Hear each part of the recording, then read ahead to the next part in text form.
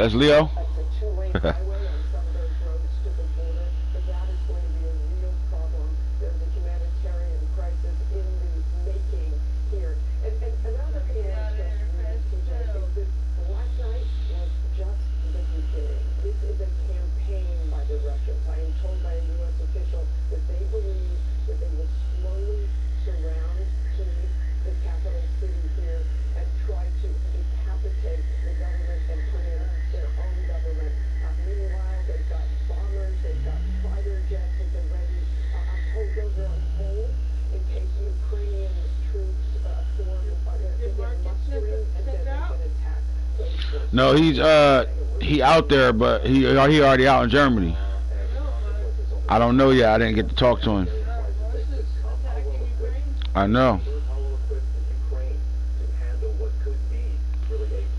I'm about to hit him and see if he can respond. Well, they say they're ready, but there are areas around here that have already reached capacity for refugees because of Afghanistan. So this could be a real issue. Shit real right now.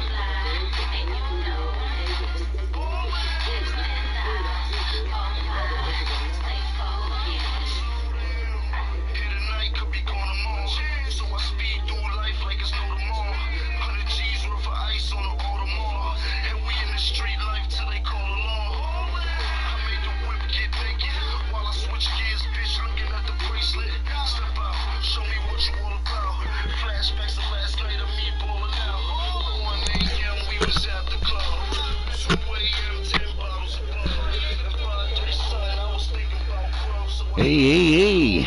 Alright, man, episode 11. We are 2 weeks away from Game of Thrones ending and Real Draft starting, man.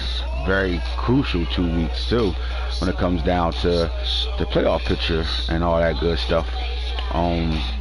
Jam-packed show today, man. We got a lot of things we're going to get into today.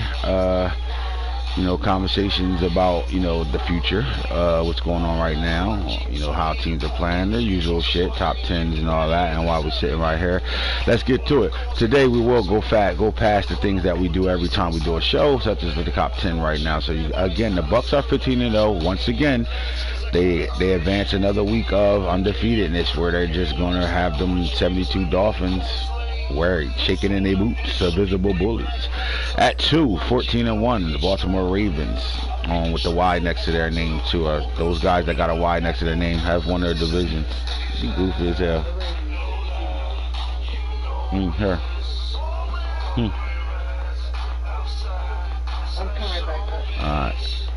Alright, so division winners again, 7 straight seasons. The Tampa Bay Buccaneers have won their division. Baltimore Ravens have done it 7 straight times as well.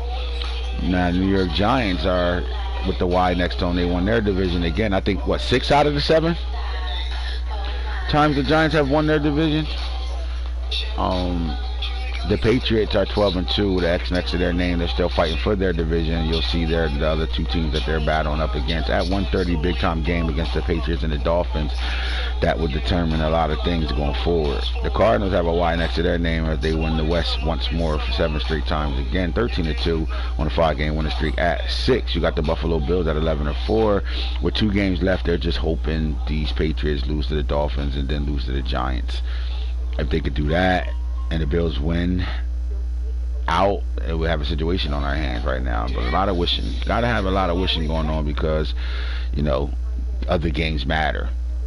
Other games matter. Fat lives matter. Black lives matter. Other games matter. Bears are at 7. They got the X next to their name. They haven't closed their division out yet at 11-3. That means that somebody, I wonder why they ain't closed their division out. I gotta go take a look at that, see why.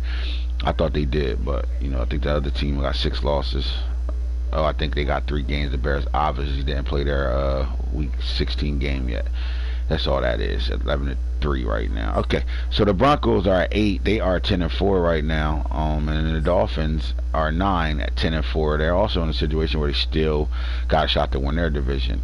To round off our top 10, the Jaguars 9-5 right now, sitting at 10. A couple of games left. They don't have their division secured at this point. And this is one of the first times in a long time.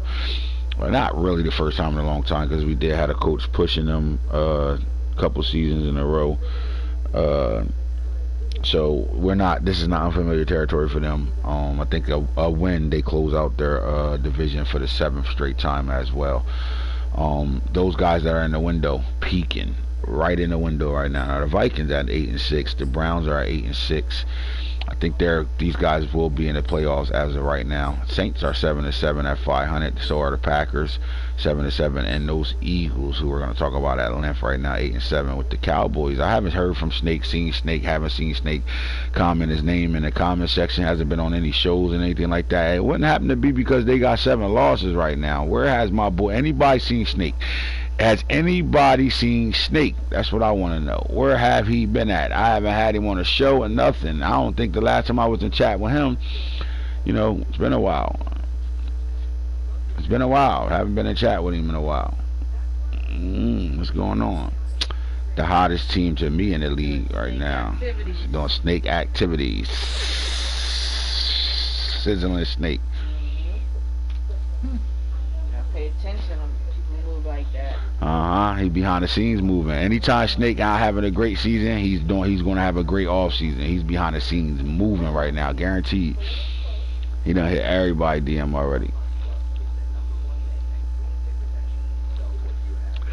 Man, listen, I'm going to do something new this year, and I'm probably going to follow this up from now on right now, man. I know we get coaches of the year, but we're going to give out an award for the most improved team of the year, and I'm going to start doing that at the end of every year myself, and then that's going to be something that Coach Falk came up with.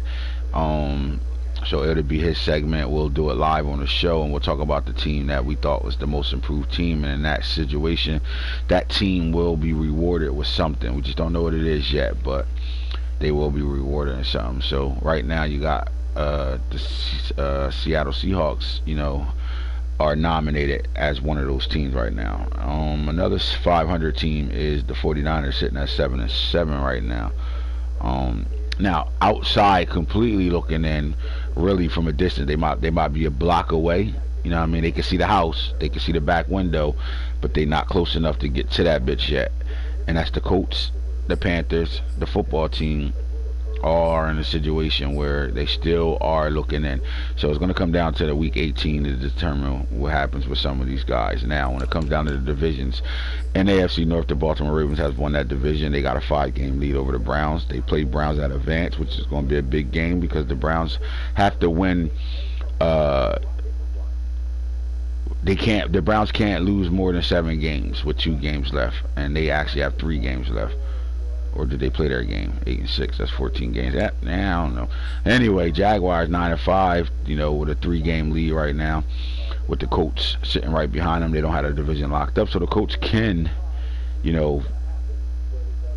turn this thing around a little bit, I guess. But it's very, very outside. It's looking in.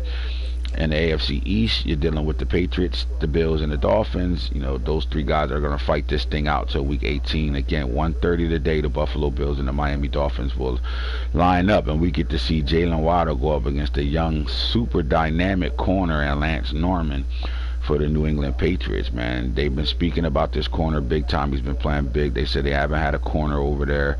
He has that Ty Law feel, that Asante Samuels feel, that Stephon Gilmore feel. You know, he's that next guy up. That's what they're saying, that next great New England Patriots corner right now. We'll see that matchup today at 1:30. All right, on the AFC West, and it looks like the Broncos have done it again. You know, they took control of this division once more at 10-4 right now with the Chiefs, Chargers, and Raiders 5-4-4 wins. Okay, in the NFC North right now, the X is next to the Bears with the Vikings trying to push them to the envelope. Unseal that envelope. Get letters in, dog. We're coming in to take what's ours now. You know what I mean? With the Pack 7-7, and then the Lions 3-11 right now. They're looking for a draft pick right now. These Lions, if they picking in that top 10 with that team they got already, and they have a great real draft, oh my God. Just watch out for that team. All right, so the Tampa Bay Buccaneers undefeated. Is this the best team in football? Is this the best team in the league right now? Obviously they are. They undefeated, right? 15 straight wins. Saints are 7-7. Panthers 6-8 with the Falcons 4-10. NFC East, the battle was on 13-2. Now the Giants only got 2 losses, but they just took a big time loss last night to one of the other hottest teams in the league right now. When I talk about, you know, those teams that stepped up, we talked about the Seattle Seahawks. We're also going to talk about Coach Rob and the Philadelphia Eagles right now with the Cowboys 7-7 and the football team in 4th place at 6-8 right now. And the NFC West, the Cardinals are, you know, the division winners 13-2. We got 2 500 teams here and a team with 1 win right now, and another team that with 1 win that I'm still going to put in this top 3 of, you know, most improved teams right now will be the LA Rams right now. So, all right, that's our standings. That's where we at with it right now, man. Today I'm on chat right now with Nano. The chat is open for, you know, for all the guys that usually be in chat with us. It's open. I'm taking in consideration to make sure when I get on now to make sure I send invites out to everybody that usually be on chat with me. So it's an open chat for those guys that are always on chat with me. And if you are not always on chat and you want to get in chat, maybe you want to say something on the show or something like that, feel free to DM me or DM Nano and let us know, and we'll get you right in. I'm talking about simple as that. So just so you know, no confusion there. The chat line is open to those that are always in the crew. All right. We're going to come out of that, man. We got, like I said, we got an impact show, but this time we want to get to things and do things a lot faster, man. I'm on deck today. Shoguns is in the building. Although this is not the Real Talk show, Shoguns is always around to be able to communicate with us on how things are, man. He's a great co-host, you know, to me when it comes down to the Real Drive. He might be the best co-host in the world right now when it comes down to co-hosts. You know what I'm talking about? Although this is the Ballin' with the Guru segment, it's almost like, you know, Stephen A's show where, you know, he kicked Max off, so now he just have a bunch of hosts on all the time. Ballin' with the Guru is like that. It's an open invitation for guys to just, you know, join in and have fun. I think that's what makes the show good. A bunch of guys that conversate. But however, Max is going to take over something from here on out when we do Ballin' with the Gurus. As long as he's on, he's, you know, part of it. He's going to take over. We're going to do, you know how you do the fastest 3 minutes highlight show or halftime shows with Chris Berman and all that. We're going to do that with the award race and stat line. So as soon as Max is back up on deck and he's available, we'll get right into that before we go into the next stages of what we're going to do on Ballin' with the Guru. Maximus, you around yet? Maximus.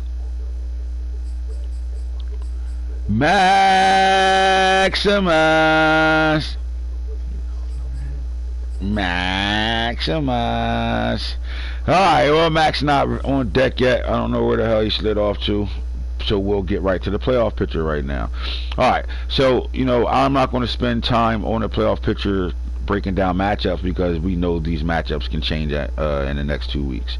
So until we get to week 18 and we kind of get an underline on who's playing who, I'm going to stay away from talking about matchups. Like, I'm going to talk about the picture and who's in, and you know what we think about those teams that are in, but we're not going to talk about matchups because we know they can change, bro.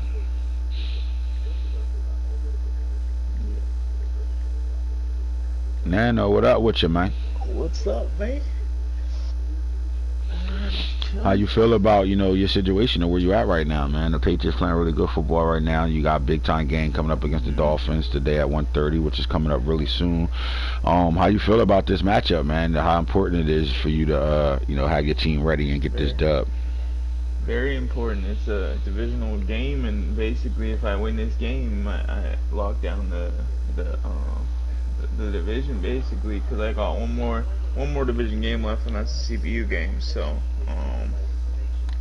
basically, it puts me in a good situation if I get to 13 wins and then go play the Giants, get that result, and then if I can close out the Giants, then I'm sitting around 15-2, right? So that'll win the division, I believe. Well, you can win a division with 3 losses because both the other two teams that's fighting you in this division has 4 losses. Hmm. So right now, the Dolphins game is the most important game to you. You win Yeah. this game, it doesn't, like you said, you got a computer game and then the Giants. So even if you lost to the Giants, it wouldn't kill you because you'll have three Yeah. losses, which will still give you the division and should still give you the second seed in the AFC. Yeah. So right now, the Baltimore Ravens are number 1 seed in the AFC, with the Tampa Bay Buccaneers being the number 1 seed in the NFC. Following that up, and which is important when I talk about the, those that get home field advantage throughout the playoffs and things like that, how important it is. It's important and not important, and I say that because the important part of it is, you know, the wild card rounds, seeds 2 through 7 is going to determine where guys are landing at, is where is going to determine who plays who. So when you look at it, like for example, let's just say we look at the wild card side and you see 2 versus 7, 3 versus 6, 4 versus 5, right? So let's say 2 wins, 3 wins, 4 wins.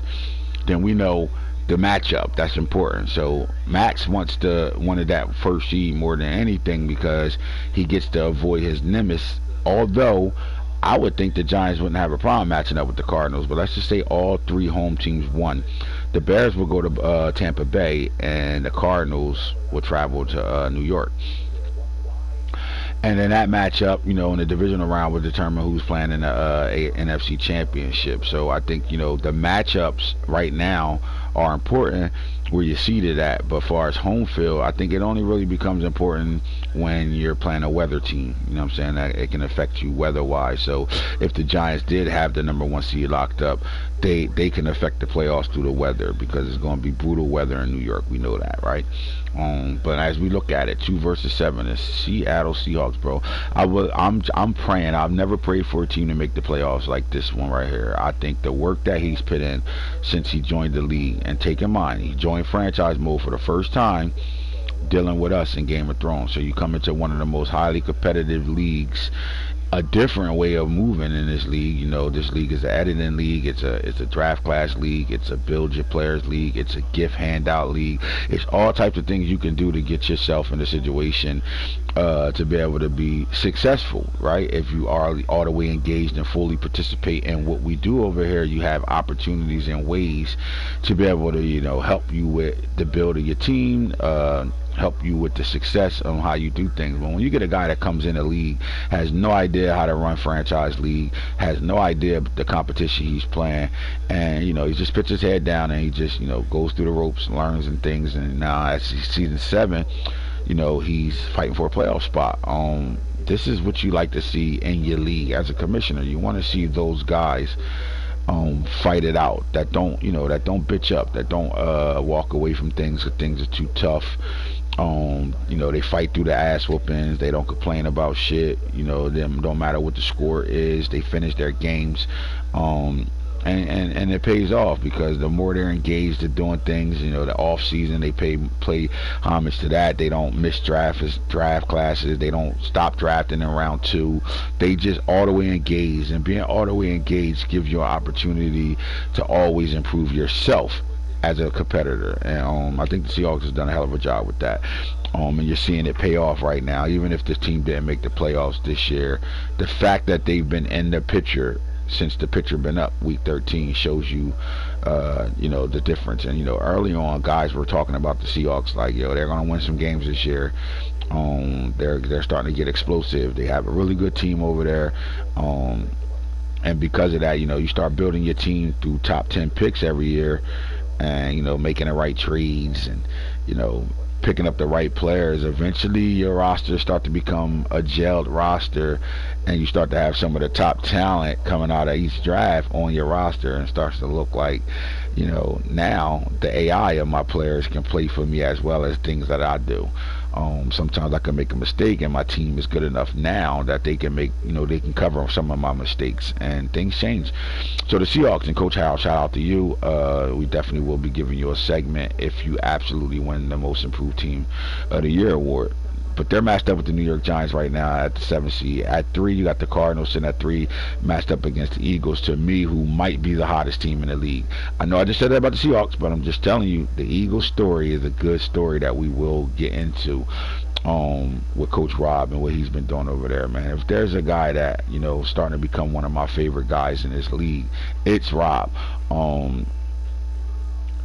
Just being on headset with guys and, kind of being around guys every day, you start to see, really see what type of guy people are. You really get to see what type of person a person is, talking to them every day, being in chat with them every day, just watching them go through their emotions and wins and highs and lows and things like that. And, I really enjoy his enjoyment of the league. So many ups and downs with this guy, but, for him to be sitting here at the 6th seed when he thought this was going to be a tank year, when everybody said he did the wrong thing with drafting another quarterback, first round pick back-to-back years, and he had needs and holes everywhere, the guy went and got his guy. He went and got his guy, and that guy right now, the one guy that we talked about as, I don't know, what is the Eagles doing over here, picking another quarterback, is the reason why this team is the 6th seed right now. Diaper Dandy is playing lights out, the golden child over there in DT, the quarterback. All right, set 4, you got the Bears and the shot play Vikings, man. That they to throw it up team right here.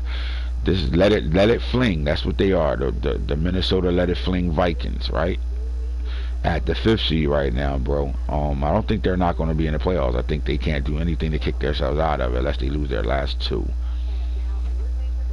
Yeah, I think that's the only way. Unless, do they play this week yet, or no? I don't know if they played this week yet, but what I do think is this, bro. I mean, you got a team that got a receiver and a quarterback a rookie quarterback that has no pause button. You know what I'm saying?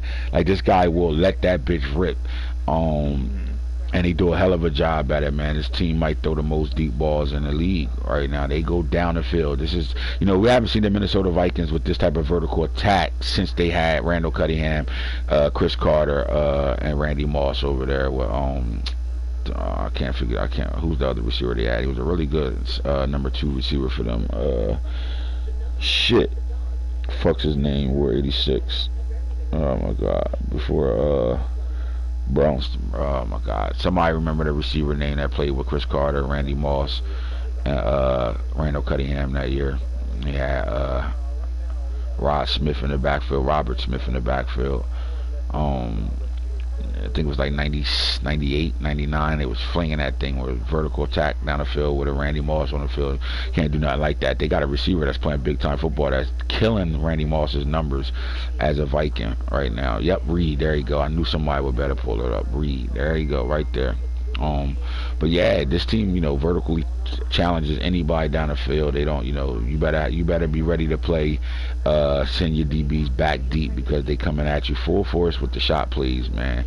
No matter where them shot plays come from, they are attacking you deep downfield right now. And right now I got them at the 5th seed.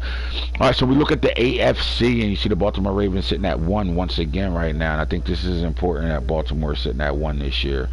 It's very important. Now, the 2 seed and the 7 seed, the Browns, again, the Browns can lose 1 game and they're still going to be in the playoffs.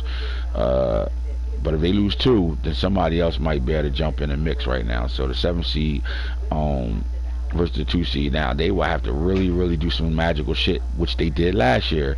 They came from the 6th seed last year and went all the way to the AFC Championship. Can they do it again?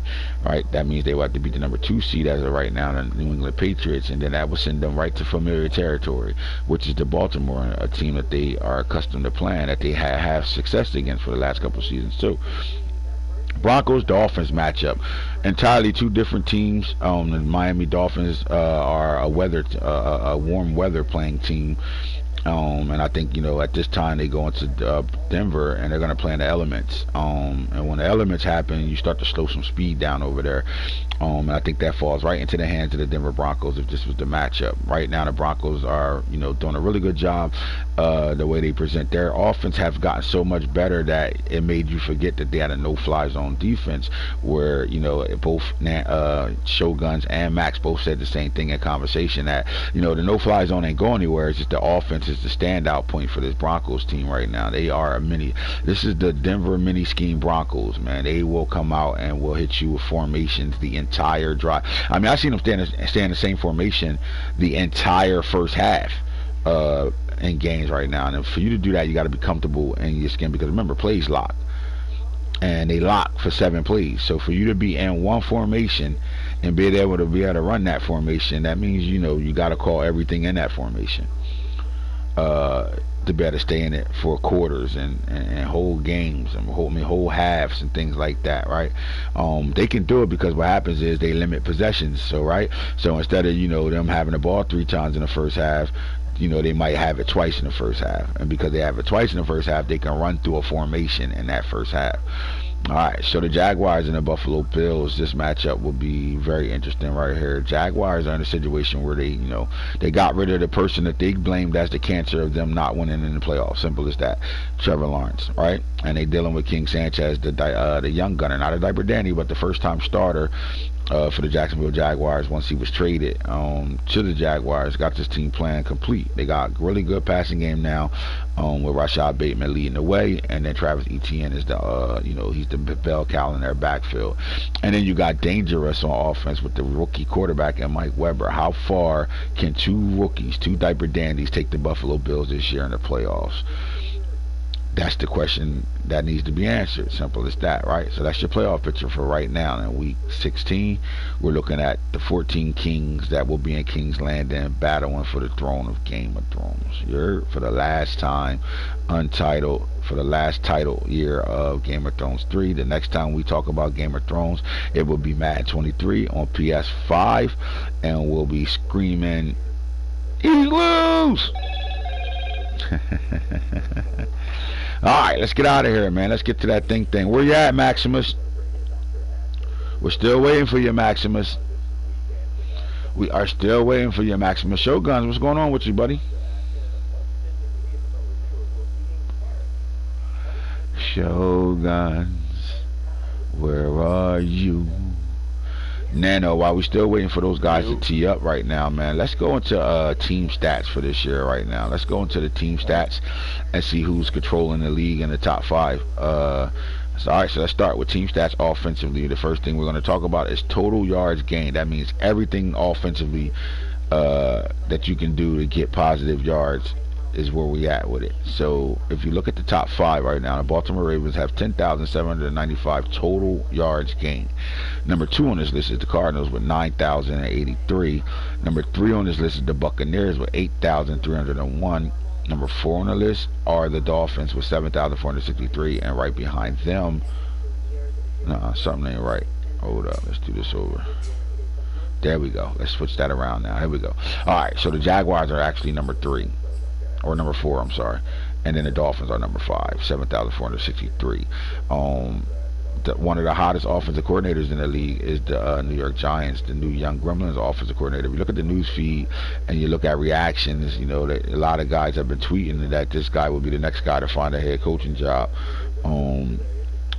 in this league right now. And he's doing a pretty good job over there for the Giants. Once we get Max on, we will be talking about that offensive coordinator as well. So when you look at total yards gained, your top 5 teams are the Ravens, Cardinals, Bucks, Jags, and Dolphins. Now, total offensive yards gained. So this is not kick return and punt return yards. This is total offensive yards gained. Let's take a look at it. And it doesn't change too much, right? The Ravens are at number 1, almost 10,000 yards right now. I think with 2 games left, they'll reach that. Cardinals at 8,583, Bucks at 7,849, Dolphins are 4 with 7,055, and then the Jaguars 6,825 are your top 5 total offensive yards gained in the league. Alright, so right now, if we was to add up just what we're looking at right now, it will look like the Ravens are the number one offense in the league. Number two are the Cardinals. Number three are the Bucks. And we had a little switch between the Dolphins and the Jaguars, so we have to continue to go on to passing yards and see how that plays out, right? All right, Cardinals are number one in the league in passing yards, 6,488.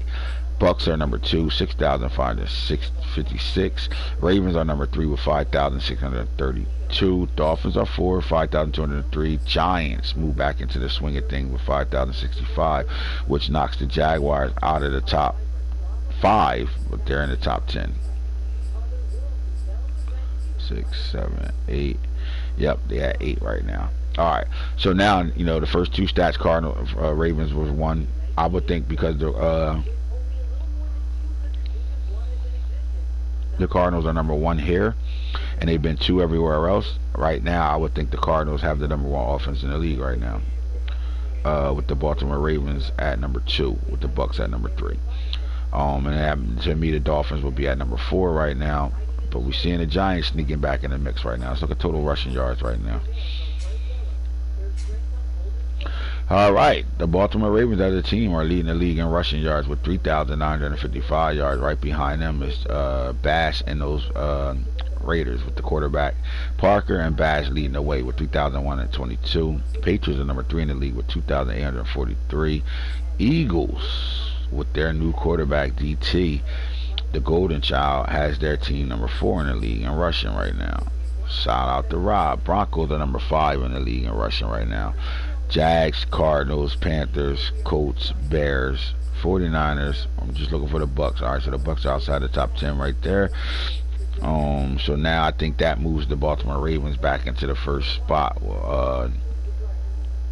Number one offense in the league right now. All right, points per game. As you can see, the Ravens are 163.7. Cardinals are 259. Bucks are 350.4. Giants at 43.9. Jaguars are 5 at 42.6. Jaguars sneaking back in the mix right now, passing touchdowns on the year right now. No one's doing it better than the Cardinals with 88. Right behind them are the Baltimore Ravens with 71. Giants are in the mix at 65. Tampa Bay Buccaneers with their so-called system quarterback, and Bradshaw is number 4 in this league right now in the passing. And your fifth team are the Browns with 52 passing touchdowns. So 1, 2, 3, 4, 5. Rushing touchdowns, I don't know where we at with that. The Ravens are number one with 42, tied with the Patriots. So your number one spot is tied Ravens and Patriots with 42 rushing touchdowns. The Bucks come in second with 39. Then there are the Raiders with 35. After that is the Broncos with 33, Jaguars 32. So I think that would be your top five with the other two tied. 1, 2, 3, 4. Yep, 5. There you go. All right, that's your offense. So I do think the Baltimore Ravens, is safe to say that they're the number one offense in the league right now. We'll go look at the defensive side of things. Let's look at total yards. Hold up. Let's get back to offense for a second.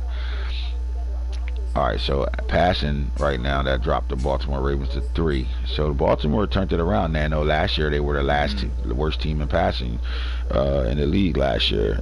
They come right back the following year and jump back in at number 3 in the league in passing yards right now. Let's go see who's the worst passing team in the league this year. I want to know the top 5 worst passing teams. Alright, so the Las Vegas Raiders are number 1 in the league. Rams are 2. Football team at Doolittle. Do you think Doolittle is on his way out the door? I think GDK is going to be the next guy up. Yeah, I think he's out. I think he's gonna get traded or cut or something. I don't know if he gets cut. If they don't find a trade for him, I do think he just becomes the backup. Yeah. And then at the end of the day, you don't want to pay that man any more money if he's not going to be the guy. But for this team, to have the type of weapons they have on offense, and for them to be the 3rd worst passing team this year, it says a lot. Titans are 4, Cowboys are 5 right now with Sidney Cake. They went back down to 5, and I think that's the reason why the Cowboys are at 500 right now. They're not having success throwing the football this year. Sidney Cake snuck up on guys last year with his being mobile, right? Being able to run and throw the ball. I think now guys got to handle that a little bit and was able to make him show that if he can really throw the football. All right. Top five worst rushing teams in the league. Vikings, they don't throw the ball. They don't run the ball. They throw deep shots. You would expect the Chiefs to be there. Texans, Chargers, and then there are the Rams. Let's see, 1, 2, 3, 4, 5. Although I think out of these 5 teams, the Rams will not be on this list next year. Especially with EB Savage over there. I think they found their bell cow. I think they found a really good running back that's going to take them into the future. So I don't expect them to still be in this top 5 right now. Who's not scoring points at all? Alright, so the Rams are averaging 13.2 points a game. The Jets are at 15.7. Steelers at 20.4. Titans at 29. And the Bengals at 21.8. Now, out of the guys that's on here, Bengals aren't active. Titans is active. Steelers is active. Jets aren't active. And the Rams are active. Alright, let's go look at the defensive side of things right now. Start off with the total yards allowed. So, those guys that are giving up the most yards right now. My bad, my mom is coming in 2 minutes. I'm holding you down, buddy. I got you. Alright, so the Titans have given up the most total yards allowed in the season right now with 6,873. Right behind them is the Computer Chargers, 6,603. The Eagles, surprisingly, the Eagles are number 3 on this list. Most yards given up, 6,442. Then the Texans, Computer Love, 6,389. Round off your top 5 right now. Bills got the number 1 team. Does it say number 1 defense too? Because that's important. Because I respect that. I need to know that. I only can see my team, so it looks like the Bills might have the number 1 defense. So let's see it play itself out. All right, now that's total yards allowed. Now let's see who's stopping guys the most. All right, so your top 5 are the Broncos, Cowboys, Patriots 3, Bucks are 4, Bears are 5, Bills are at 6. That's total yards, right? Alright, now let's look at passing yards allowed. Let's see who's shutting shit down right now. Your top 3, Cowboys are not letting guys throw the ball on them a lot. 2,941. Broncos are number 2. Bills are number 3. Patriots are number 4. Browns are number 5. That rounds off your top 5 against the pass. Against the run, the Baltimore Ravens are 1. Eagles are number 2. They're not letting nobody run the ball on these 2 guys. Then there's the Buccaneers, 1343 at 3. Broncos are at 4. Cardinals at 5. Stopping the run. Points allowed. Let's take a look at this. I want to see. The Buccaneers is only giving up 293. Broncos 314. Cardinals 354. Patriots 356. And the Bills 360. Sacks on the year. Who's getting to the quarterback? Baltimore at 78. Cardinals with 60. Buffalo Bills with 48. Football team tied with 48 at 3rd place. Oh, I read that already. Computer Love Bengals 47, Niners 45. So I guess you take the Bears if you move out the Bengals. So your top 5 are 1, 2, 3, 4, 5. Yep. All right, who's recovering the most fumbles on the year right now? Ravens are at 1. Falcons are at 2. Giants are at 3. With the Ravens and Falcons tied. Giants are solely by themselves, number 2. He said Nano hit it. 8 by themselves with 8, and then you got 7 for the Niners and Lions, and then you're gonna see a whole bunch of 6s. Chiefs, Patriots, Jaguars, Panthers. INTs. Alright, so the Ravens are 12 INTs in front of the next team, which is 52 with the Cardinals. Buccaneers got 51 INTs. Giants 48. Vikings 46. Bills 44. And then you got Jags and Patriots tied with 42. Let's look at some efficiencies right now. Conversions. There we go. Who's hot on 3rd downs right now? Alright, so the Bengals, Computer Love, 86. Then you're looking at the Bears, 81 when it comes down to 3rd down conversions. Ravens, 72. Chiefs, 72. Eagles, 71. Raiders, 71. 3rd down attempts. Who attempts? Who's on 3rd down more? Who gets the 3rd down a lot? Alright, so the Computer Love, Rams is on 3rd down a lot, 153. Chiefs, 152. Computer, 151. Steelers, Seahawks, 149. Bears, 148. Percentage wise though, who's hot right now? The Bucks get their first down 67% of the time. Next team up is the Giants, so they got a whole 10% more than the next team. Giants are at 59%, Dolphins are at 58%, Cardinals at 56%, Ravens 55, Bears 54, Eagles 54, Patriots 54, Bills 53, Browns 53. Fourth down, man. Who attempts fourth downs more than anybody? The gambling Raiders. Wouldn't that fit them? They in Las Vegas. Why wouldn't they gamble on fourth down a lot? 16 of them things, right? Browns were 14 of them. Steelers were 14 of them. Bucks 13, Rams 13, and Saints 12. Now, how many attempts? Obviously, if the Raiders is leading the league with 16, they went for it more than anybody else. So, I mean, under 50%, 45%. So, what type of chances are they actually taking? And if you're a gambling man, is those odds good odds? You know, they're 45% on fourth downs. Is that a good gamble for them? Is that good numbers you want? If you're a Las Vegas Raiders, do the math. Why they got them first? 48%. Cardinals went for it 13 times. They got it 11 times. They are at 84%. The Giants are 9 for 11. They are at 81%. The Bills are 8 for 11 at 81%. The Bucks are 13 for 16, 81%. Patriots are 6 for 8 at 75%. Niners are 9 for 13. Panthers are 10 for 15. Texans are 7 for 11. 2-point conversions. I know the Bills got to be up here. I told you they get those things. But and 2-point conversions, the Colts are 6 for 7. Football team are 6 for 7. The Bills haven't missed a 2-point conversion out of the 3 times they tried. Neither has the 49ers. Red zone efficiency. Let's see who does what in the red zone. Offensive red zone trips. Ravens has been in the red zone 93 times when they on offense.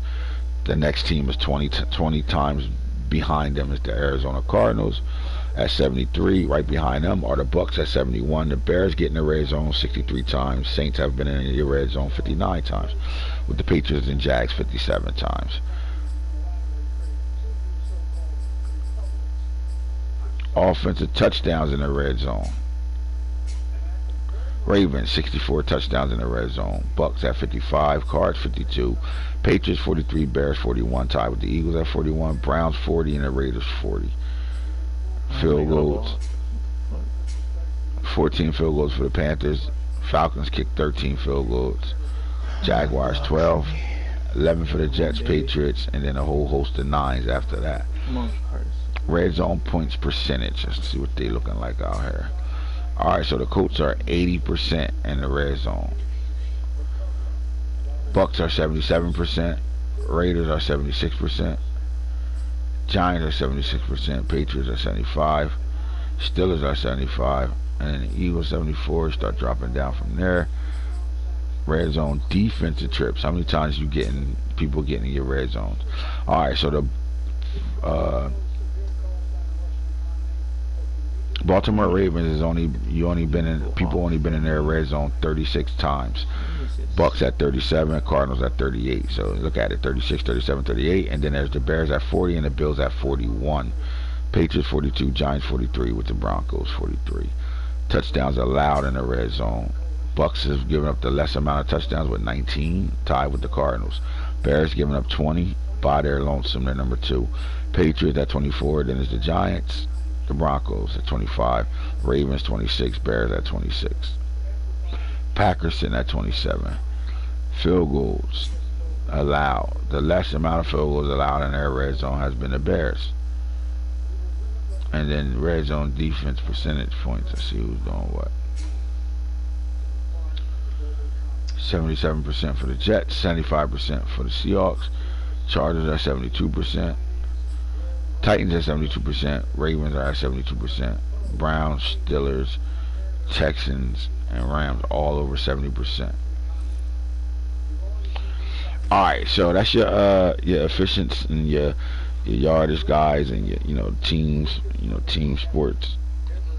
Football is the ultimate team sport, man, so you gotta do team things.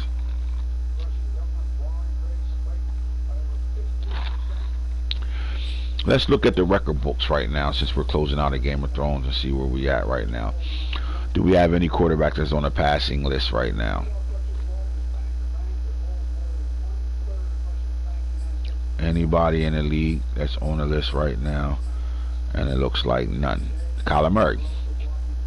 Alright, he got some time left right now. Let's see, the guy that got the most is Tom Brady with 89,280 passing yards. And Kyler Murray with 56,957 in career passing yards. How about passing touchdowns? Tom Brady has 667. Kyler Murray is 6 away from tying, 7 away from taking this taking that record. Lamar's on the record books here with 501, and that about it. Rushing yards. Alright, so Emmitt Smith still holds this down, 18,355. Walter Payton II with 16,726. J.K. Dobbins with 16,350. Can he get to that top spot? It all depends on if the Patriots are going to use him for the next year or two. Yep. Alright, Ronald Jones, his career is over. He finishes with 16,226. ETN is on this list. He's still in the act. He's still active, so he got his chance to shoot up this list, and I think he's going to play long enough to be able to take this thing down. 15,089. And now that he sees this, I would think that this is important for him to go ahead and take that down from Emmitt Smith, because I don't think Dobbins is going to get the time to have the carries to be able to do it. I think the shift is happening in New England. He's not their number one back anymore. We're starting to see the power shift and running backs with their new running back Stokes over there. So ETN has the opportunity to go ahead and win this thing. Saquon for the Chargers, career's almost over, and Nick Chubb. These guys are still active, but they're, father time is not on their side right now. Rushing touchdowns. Nobody's going to catch Ronald Jones. If somebody was to catch it, would be J.K. Dobbins. I don't know if ETN can catch this. I think he would have to play like 5 more years and play at a high level to better catch it. Ain't that far away from, you know what, he could do it in 2, 3. I think he could do it. Nick Chubb, I don't think he don't have the time to do it. Jonathan Taylor, Casey Fields, 122 touchdowns. So we got some guys on this list that are still active. Fields is active. Chubb is active. Saquon Barkley is active.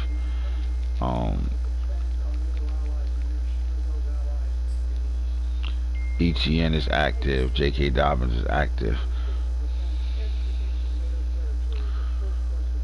You let me know, hey, my phone is on 6. Hey, my phone is on 6, so it's definitely gonna die. Just letting you know. Hold on. Yo. What's up? Hold on.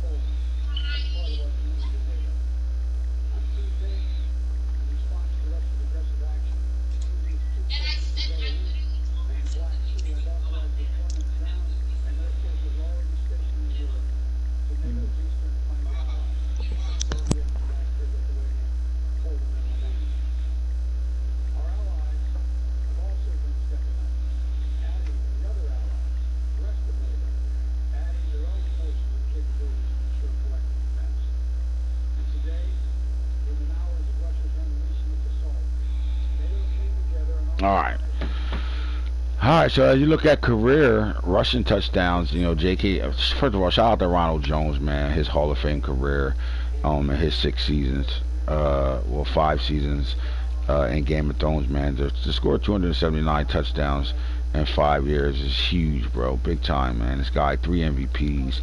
He's definitely going out with a first ballot Hall of Fame jacket. Put that light blue one on, I'm talking about. Only blue colored jackets over here. J.K. Dobbins too with 211 touchdowns. ETN with 188. These guys all, still have a shot with Patriots and Jaguars. I just think Dobbins' career is starting to wind down, and ETN is getting stronger. And I think if there's anybody that's going to catch Ronald Jones and really take this record down, will be Travis Etienne. So shout out to those guys right now, man. Then you got guys like Fields, who, young guy, still got plenty of football left. Before it's all said and done, will we see Fields actually taking his record down, along with a Jonathan Taylor? So on this list as well. Nick Chubb's at the latter end of his career, so is Saquon Barkley. Receiving yards. Alright, all-time receiving yards. D-Hop, shout out to Rob for closing D-Hop's career out on top like that, being the number 2 guy in the league. Fitzgerald, Jalen Waddle right now. Does Jalen Waddle have enough football in him? Yes. He's still young enough to be able to play another 6-7 seasons, and I think he can do it at a high level.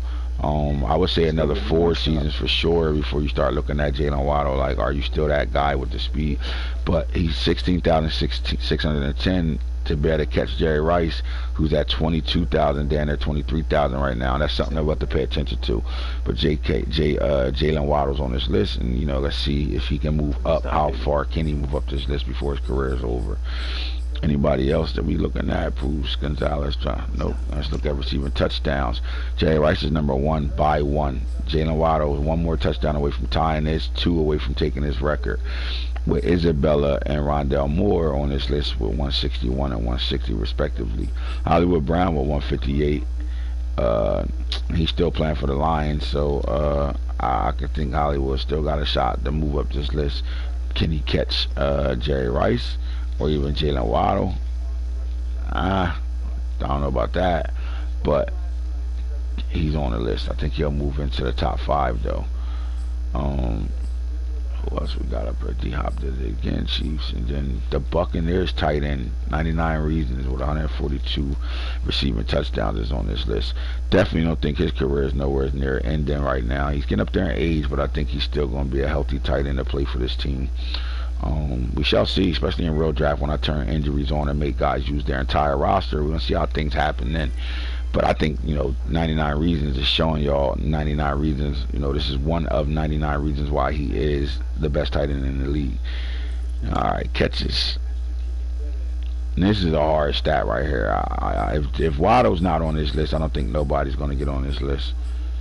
This is a hard catch right here. Even the guys that's on this list all had long-ass careers. Alright, sacks right now. Let's see the guys. 200, Bruce Smith. Anybody in our league give me that. Can catch to that 200. Let's see. All veterans. Peppers. I got Peppers' son on my team. Let's see what he's going to do.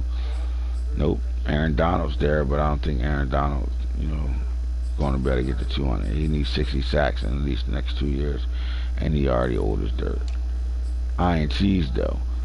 Isaiah Simmons with 87. He's leading the entire NFL in career AntHits.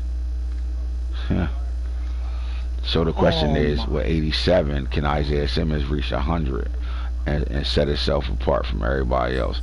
Too bad Dolphins doesn't play with Xavier Howard anymore. He has 80 AntHits. But I think his career is over. So Carlton Davis is still playing at 74. Sean Murphy Bunting at 73. These guys are still active. Let's see how much they can move up the list, if they can move up at all. All right, that's total yards. Let's look at season stats. All right, so in the season, Kyler Murray in 2022 did it for 8,061. 2024 he did 7,912, and 2023 7,460. Marino did it in 2026 for 7,352. Herbert in 25, 7,092. Elijah Manning in 24 at 6,940. You're going to see this list as all quarterbacks that are active right now. Kyler Murray 6,855 in 2021. Baker Mayfield had a great year in 2022, 6,836. That was the last year Baker was looked at as anything. He fell off after that. Kyler Murray again in 2027, 6,680. And Kyler Murray again in 2026, 6,583. Passing touchdowns. All right, man. Kyler Murray threw 408. I don't think nobody's ever going to catch that. 106. 2022 followed that up in 2024 with 108. And 2023 at 92. And in 2027 he had 88. 2024 to Elijah Manning at 85. And 2021 Kyler Murray at 81. 2026 Kyler Murray at 80. Lamar Jackson in 2023 at 78. Lamar Jackson in 2027 at 68. And Herbert in 2024 at 67. They dotting shit up, boy. Rushing yards, Ronald Jones 3,884. Does that get caught? If it's the person that's going to catch that is going to be the guy that plays for the same team, and that's Jaleel Ruggs. I think he'll catch that. I don't know if the Bucks are transitioning though. I think they're getting away from, really running the ball all crazy. They're doing it at a high level still. Their offense goes through their run game, but I think they are like trying to throw the ball a little bit more now. You can see it in award racing stats and things like that. That Jerry Bradshaw and other Ruggs, Henry Ruggs, his brother Jalil. I don't know if he, this was the diaper dandy year, his rookie year in 2026, 3,255 yards. I don't know if they're going to give him a situation where he can, unless they just say, you know what, let's just break that record. And if they go after the record, then it's a different situation. But do I see it happening? I think Bass will get to it before Ruggs does, because I just don't think he'll have the production to do it. But that was a special year for Ronald Jones in 2022. And then Ruggs followed that up in his diaper dandy year. He overshadowed what Casey Fields did in his diaper dandy season. His rookie year, he had a 3,000-yard season, and Jalil Ruggs came and outdid that. We haven't had a rookie to do anything like that. That's why Casey Fields right away was being spoken about as the best running back in the league, and possibly being the best running back in the league, because as a rookie, that man went crazy for 3,096 yards. But then Jalil Ruggs comes in, and records are made to be broken. Simple as that. And the diaper dandy said, you did it in your season, I'm a trump that. Not only am I going to rush for 3,000 yards and 2,255 to year 396.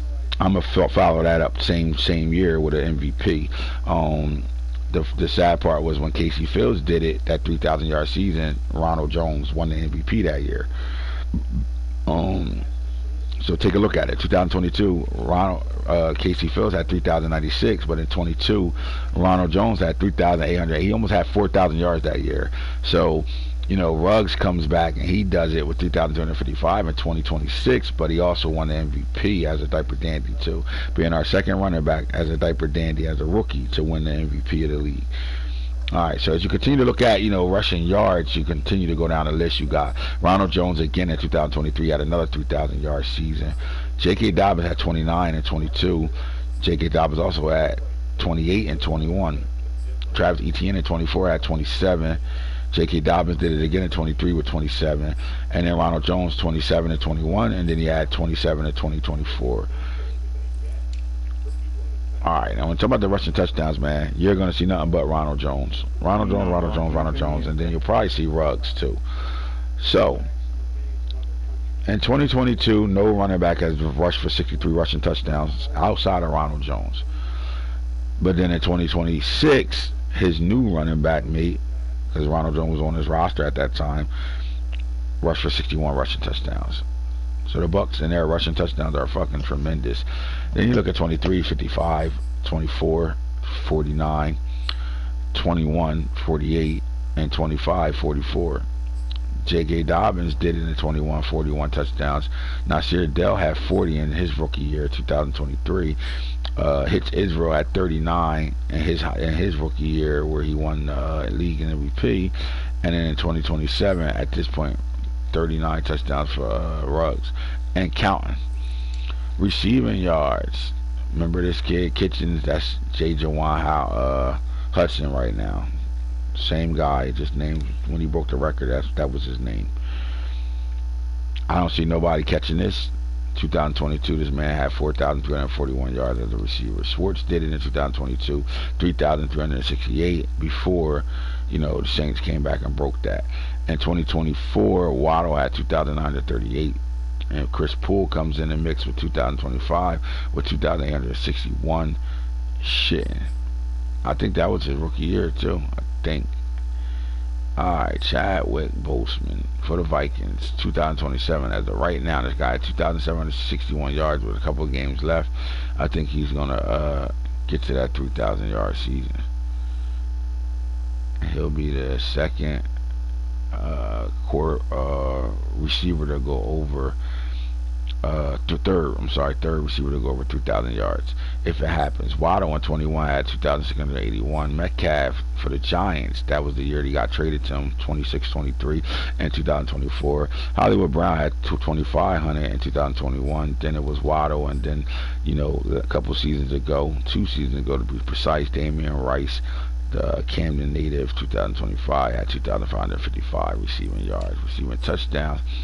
Alright, this is the same guy. This is Hudson. He had 44 touchdowns. Damon Rice followed that up a couple seasons ago with 44.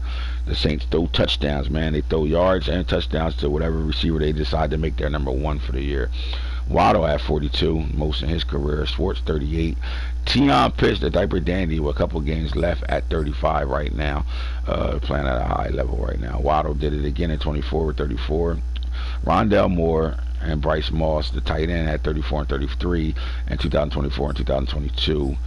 2022 and 2025. Sheldon worked 33 right now. Sheldon balling right now. He's trying to put his name back in that hat when it comes down to the top receivers in the league right now. 33 touchdowns and counting with a couple games left. Bryce Moss did it twice. 2022, he had 32 touchdowns. Catches. Is there anybody on this list? And it is. So here we go. Bills, Chris Poole, and his diaper dandy season at 140.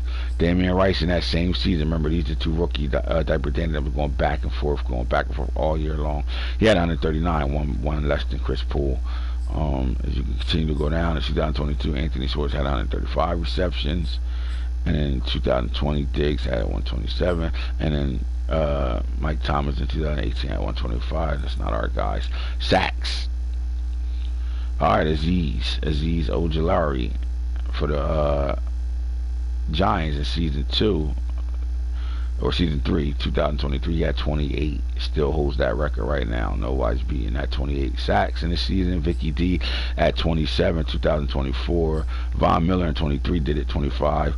Cumberland in 2024, 25. Bengals, Jose Cuervo did it 24. Cardinals 2024, 23 from their D tackle. Cuervo followed that up in 2024 with 23. And then you look at, that's it. So can that 28 been taken down right now? And I do think Cumberland is, somewhere in the area of that right now. Obviously he doesn't have more than 25 yet, but I think he's on pace with a couple games left to be able to maybe be able to take that 28 sack season down. Defense, interceptions. All right, in the season, as you can see, Jet Black, the middle linebacker for the Saints, has 24. Nobody's taking that down. Darwin James had 17 and 22. 23, Kai Fo, 17. Smoochie Wally had 17 and 23 too. Isaiah Simmons did it in 25. Isaiah Dimmitt 23.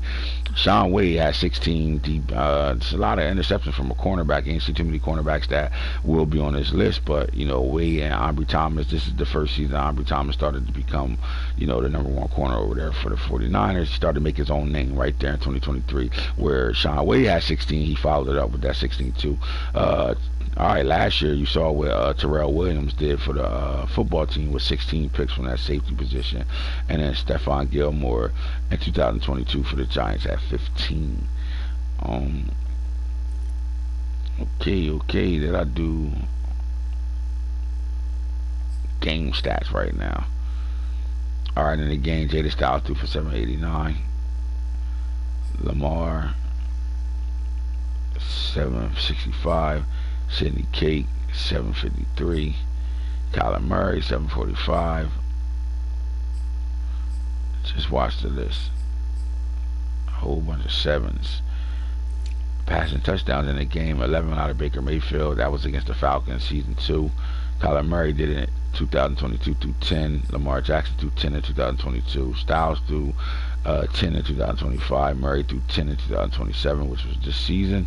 He threw another 10. Lamar threw 9 in 2021. Styles did it again with 9.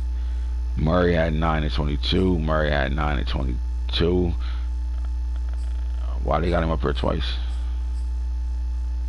Oh, he threw it twice. Threw 2 touchdowns in 22. So in 2022, he threw 9 touchdowns twice in the same season. And then Herbert did it in 2023, threw 9 of them things. Let's look at rushing yards. All right, Najee Harris for the Steelers, end game. Still no one has taken that record down. That's surprising. 379 on 2024. Joey Cummins in 2025 at 373. J.K. Dobbins in 2026 at 369. Jaleel Ruggs last year, 2026, at 358 in one game. Nick Chubb, 357 in 2025. ETN in 2023 at 356. Ronald Jones in 222, 353. Mostart 2023 with 351.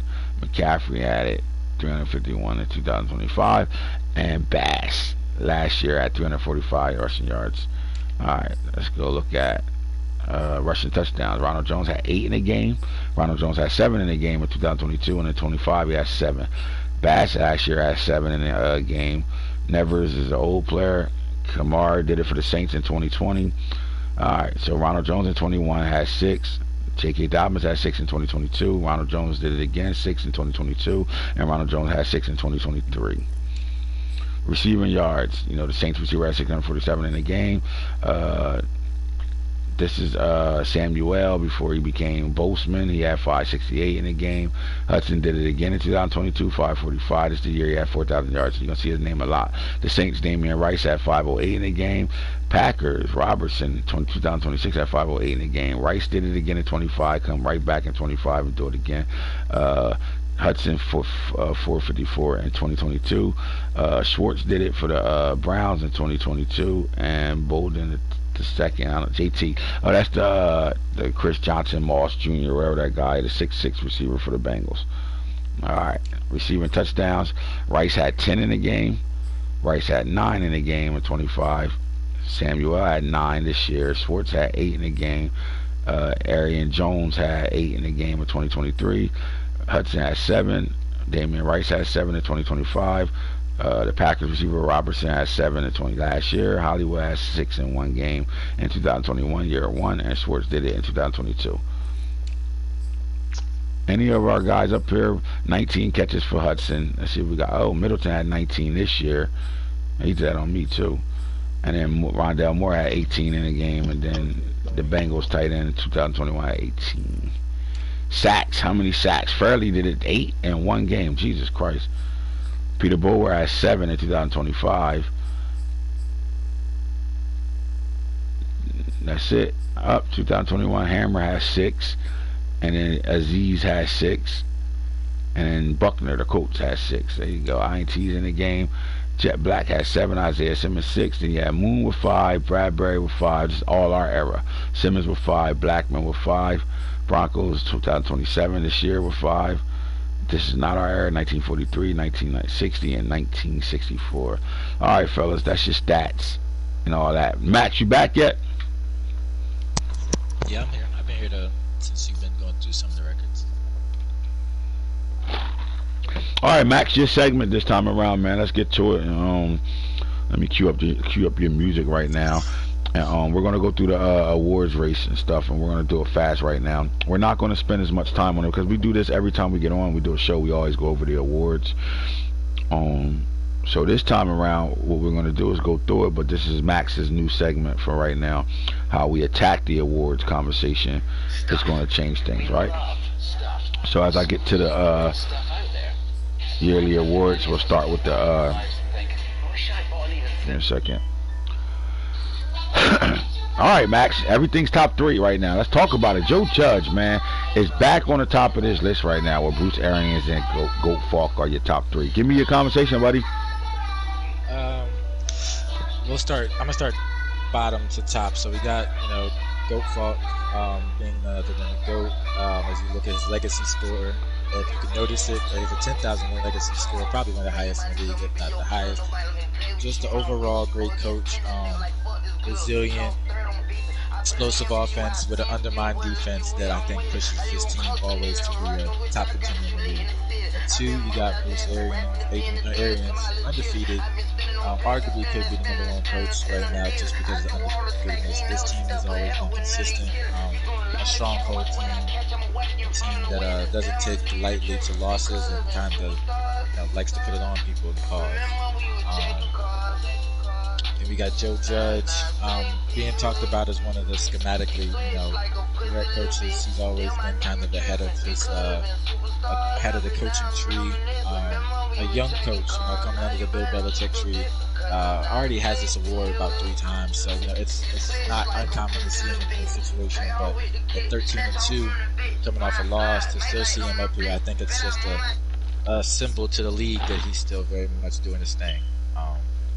we jump over to the MVP. Do we ignore the fact that the top, winning this award is a big thing? I said that before though, but like you're on your way to doing it for the fourth time. I believe it's the fourth If you time. if you Yeah. if you lock this in this year, it'll be for the fourth time right now. Um, how much is this a tribute to your entire coaching staff for you to continue to keep getting this award right now? You have an offensive coordinator that is highly sought after as for a head coaching job right now. I think that the coaching job is. I think the Coach of the Year award is definitely a. I think it's a snubbed award. Yes, like I said before, kind of because of the simple fact that if it doesn't bring home the Lombardi, it's kind of a snubbed award. The offensive coordinator this year, definitely has just riled in with Elijah. And They their say they offense can't hear is you. all-time Can't high. hear him. Music too loud. Oh, the music was killing you. That's why I turned it down. My bad. Go ahead. You good? Okay.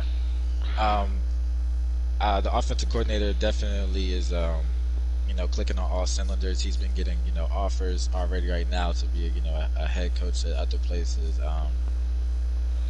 And it's just a testament to the offense. I think offense to the team and a lot Who of is success. your offensive coordinator? I mean, like, we got to just stop calling him the OC, man. What is his name? Like, guys, we got like hot offensive coordinators in the league. You got Greg Roman. You got Peyton Manning. You know what I'm saying? Didn't Steve Spurrier go somewhere in this league to the football team? Who is your offensive coordinator?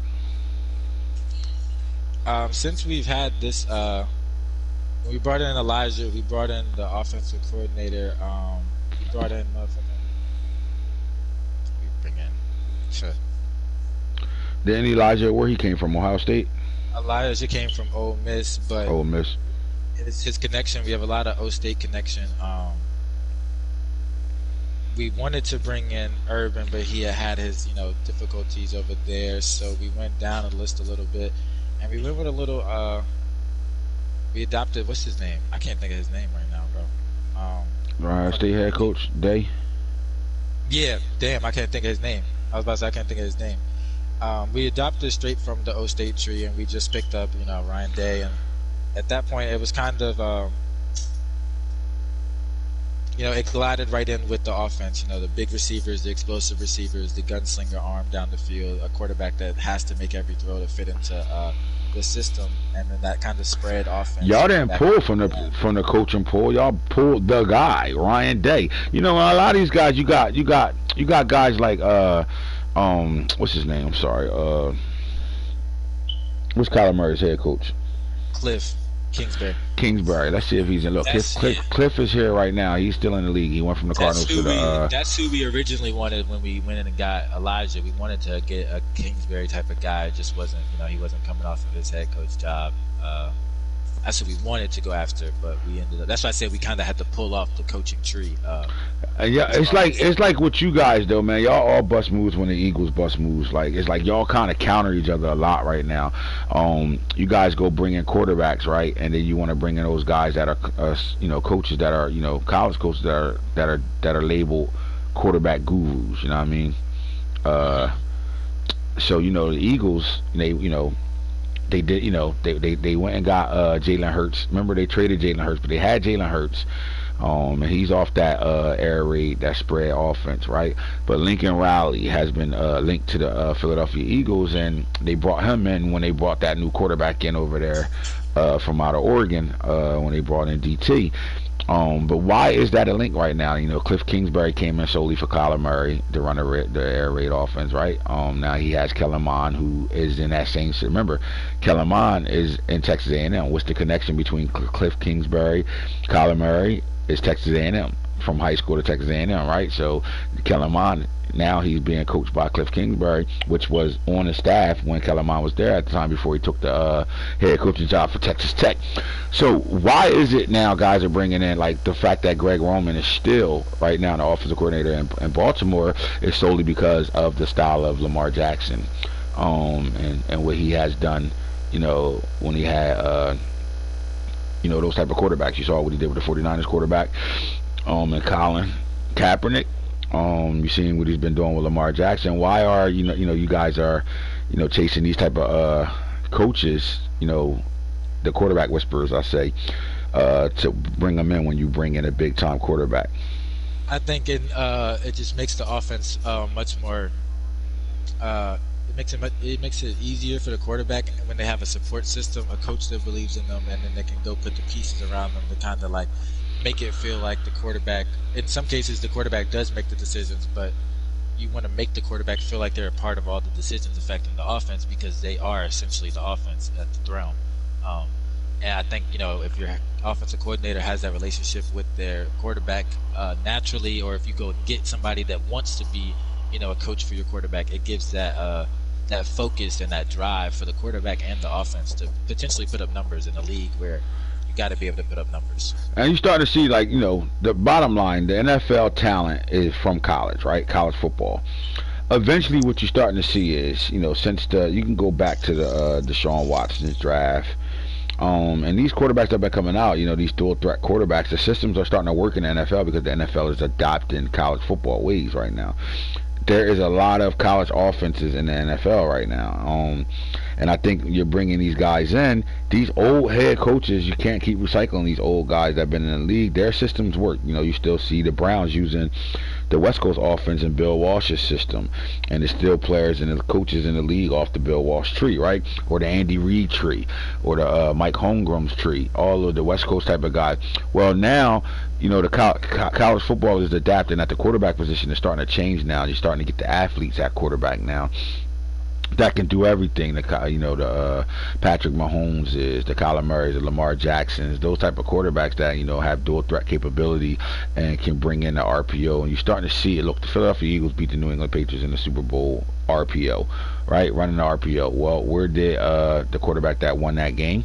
Where did he come from? Arizona, and he came from that system, the RPO, right? The RPO system in Arizona in college. So you're starting to see it now. So you guys are all attacking these coordinators or head coaches are coming in the league, and they're like attached to quarterbacks. So like, again, you attached yourself to Ryan Day when your quarterback came out from Ole Miss, but he was a transfer from Ohio State to Ole Miss.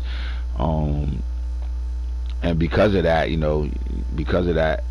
transfer to Ole Miss, he still had connection to Ryan Day. You go and get Ryan Day, and he's your offensive coordinator now. He's probably one of the hottest coaches, offensive coordinators, or coordinators in the league right now for a head coaching job.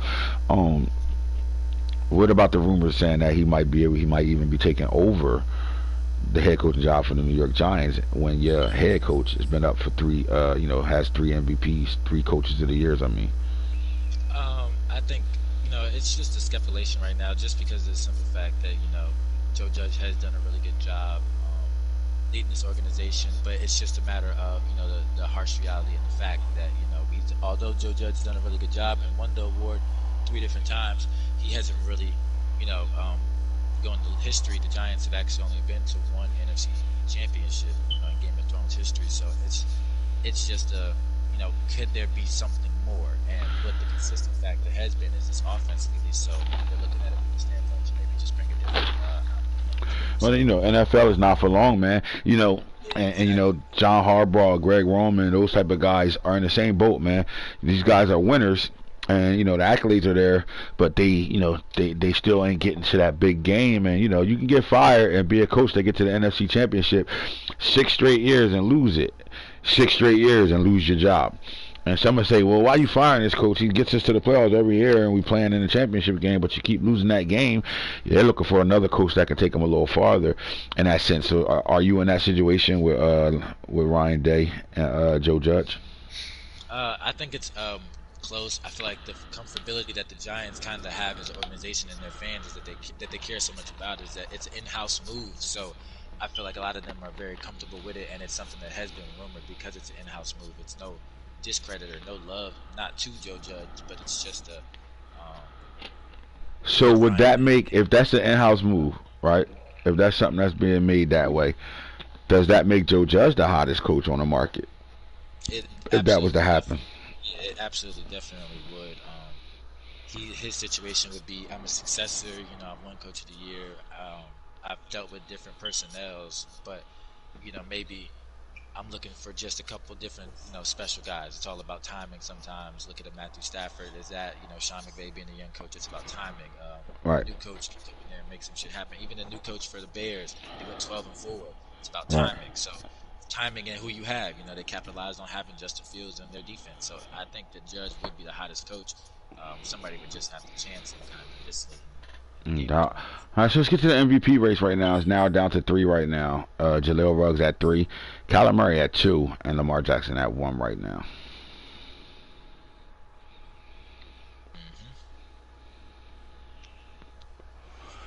So talk to me a little bit, Max, about Jaleel Ruggs. You know, he was at 6 earlier on. In, his quarterback sitting at 6 right now. Jaleel Ruggs shot right up the chart right now. He went to number 3. At one point he was up to number 2. And he's kind of going back and forth between him and Kyler Murray right now. But Jaleel Ruggs won the MVP last year. How much of the fact that he won it last year is the the fan base still riding out with the MVP of last year, and that's the reason why he's high on this list, or is he working his ass off to be able to got his team 15-0, and he's having a good season? So is it the season that he's having that got him at 3 right now, and still got him having a shot with 2 games left to get to this MVP, or is he just riding off the coattail of last year's success? I wouldn't say I wouldn't phrase it as riding off the coattail. I think he's engaging and building off it. He's more solidified this year, so his comfortability and his confidence is allowing him to be a top 5 player MVP wise, and then for him to be at 3. Fighting from that 6-3, I think as the record has improved and the way that they're winning, I think it has just brought notice to that Ruggs is kind of holding it down as the single guy over there for the running production of the Bucks. So his work never goes unnoticed, if that makes sense. Kyler Murray has won the MVP once in this league, but he also has 4 Super Bowls. His trophy room is really, really, really big. For him to be number 2 and literally 2 games left fighting for that number 1 spot, the fact that he wants this is something that he openly spoken about, that he wants to win another MVP. Does that speak to his work ethic? Absolutely. Thrown different offenses. Peyton Manning's offense, not different as in the coaches changed, but they've been throwing different offenses. We've seen the run first. We've seen the 2,000 back, 2,000 one receiver. We've seen 4,000 receivers. We've seen 2,000 yard backs. Basically, we've seen all different types of offenses within, the offense of Kyler Murray, and it all starts with the sensei. So I think he's definitely resilient, a hard ass worker, and always a top person that can be in the top 3 for MVP. You know what I'm saying? If not 1. It hasn't been a hill he hasn't climbed. Anything Peyton Manning puts in front of him, he's done. They asked him to be a pocket passer year 1 and 2. He did exactly that. Then they wanted him to use his mobility year 3 and 4. He started to do that. Then they wanted to fuse all that together, be able to see the check down, stop looking downfield all game long, and see the short stuff, and attack that. Understand when it's time to let it fling and you take over the game, or hand it off to a playmaker and let that playmaker win you ball games. He's done everything that they've asked him to do, and in the middle of his career right now. He has a lot more football left. He's dubbed the sensei for a reason. Do you think he could take this team to another height? What else can they absolutely do with him at the quarterback? I just think with him, as he ages, everything he's doing is going to start to be just more looked at as a feat of he's racing against Father Time. So right. As of right now, though, there's nothing that surprises me. I don't think there will be anything that surprises me. Maybe if they get an offensive lineman with 1,000 yards or something like that. You know what I'm saying? Right. Something that's weird. There's nothing that's going to surprise me. A fullback or some shit. You never know. You know what I'm saying? Maybe, the only thing that we haven't seen, and it's not really a challenge, but maybe the coach will hear it and think about it just as a standpoint. We haven't really seen a double tight, a power, a New England style, where you don't really you've never seen that type of really bland offense. Their offense has always been, if not anything, explosive. Super explosive and super exotic. Why isn't Kyler Murray looked at? 4 Super Bowls, 1 MVP, thrown the most touchdowns. He's in the record books. He's damn near done everything. Why isn't he the face of our league? Why hasn't he been looked at as the face of our league? And should he be the face of the league? I definitely feel until taking off, until he's not, Super Bowl drought leader, top 3 MVP every year. I feel he's the overall face of the league. Right. All right. I think he get caught up in it. It's expected. I guess. So you don't I was just really. about to say the coaching staff is kind of, being behind the Peyton Manning name, not even behind, just those attributes, those names, that situation, kind of like Brady. This guy Brady Mm, was winning a lot of rings, and people were starting to discredit like what GOAT really meant. It's like, shit, like God, you can't mention NFL without mentioning Thomas Brady, and like you can't mention Game of Thrones right now at any moment without stopping and I saying. mean, I would think that he plays the game to chase that, to chase the goat with Super Bowls. I mean, he's 4 away. But he has four. Brady has what, seven? I thought Brady had 8, 7 or 8, one or two. He's got. I think he's got seven. 7. Nano. All right, he's 3 away. Nano don't fucking know. Nano probably in getting his ass whipped right now. You don't know where Nano at. All right, so the next guy on this list, man, looking to win this award Yo, what since up? What his up? I'm rookie here. I'm year. just focused. How Okay. many We rings focused. Brady got? How many? What? Sorry. Super Bowls. He got seven. I bet. 7. Yeah, 7. Yeah, he got seven. All right, well, Kyler Let's Murray go 3 away. touchdown. All right, Lamar Jackson is number 1 in this race right now. He's been number 1 for a while now. Right now, the fire was lit. This Yeah. is nothing but vengeance. Yeah, this is pure vengeance. Pure. I got snubbed one year. What Mike Tyson say in that, what Jordan say in that video, I got when he said I took that, I didn't take that lightly. What did he say? What did Took Jordan that, say? yeah. Take that shit personal, man. He took I took that shit personal. personal, like for And real. then the quarterback, and he was there again with the meme. I took that shit personal. And then, Hmm. talking about the coaching staff and da da da da da. I took that shit personal. So this is just nothing but a vengeance here for Lamar. And he's doing it with a young stud at receiver. I think that's just. The crazy thing is, the crazy thing about it is he might be having one of the best seasons he's ever had. Right now with that type of pressure under him, because it's Greg Roman's job's on the line. Harbaugh is safe but not safe. You know what I'm saying? Lamar Jackson's job was, they literally showed Lamar, you're not invincible, buddy. Get it done or get the fuck out and get it going. You know what I mean? That's pretty much what the organization has said to him. And yet he's still screaming, I'm a Baltimore Raven for life. He loves the city, Charm City this, Charm City that. Every time he tweet, it's all about the Baltimore Ravens team. They are, putting him in a situation where he's, they don't make moves without talking to him, especially offensively. And a lot of things they've done over the last 2 to 3 seasons has been for him. So even bringing in that quarterback, it was questionable, but it was a challenge that he needed right now, because he's keeping a really good quarterback on a bench right now, and I think in the future that will help the Baltimore Ravens team as a whole, going forward, when it is the Lamar Jackson era over. Right now it's era 8, and it's still going to be era 8 until somebody shows him that he's not that guy. I think it's important for him to win this award this year. Especially, me as the coach, I would love to see him win this award. And I'm trying to do everything in my power for him to win this award right now. He deserves it.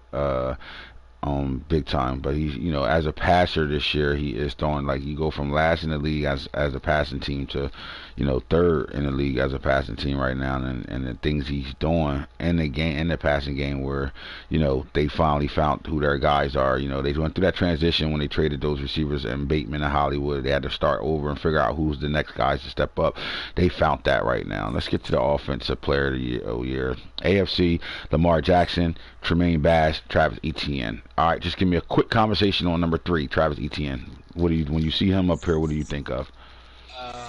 He's like the Batman to the league of running backs. Like when you used to speak of superheroes, this is like the Batman to the league. You really there's a Superman maybe, and then you be like, oh shit, fuck that. Like Superman, if you got Superman, I got Batman. I think ETN is the human that's just smarter than everybody else and got more, got more access to stuff, because he don't have meta abilities where he's has out of this world alien abilities. He's a human and a hero, playing a hero's role. Put it that way. I like that. He shows time in and time out. He's got the gadgets and the tools. You know what I'm saying? He's not just one factor back. He's a full around guy. Yep. He could arguably hired. Honestly, I just think that this next guy is like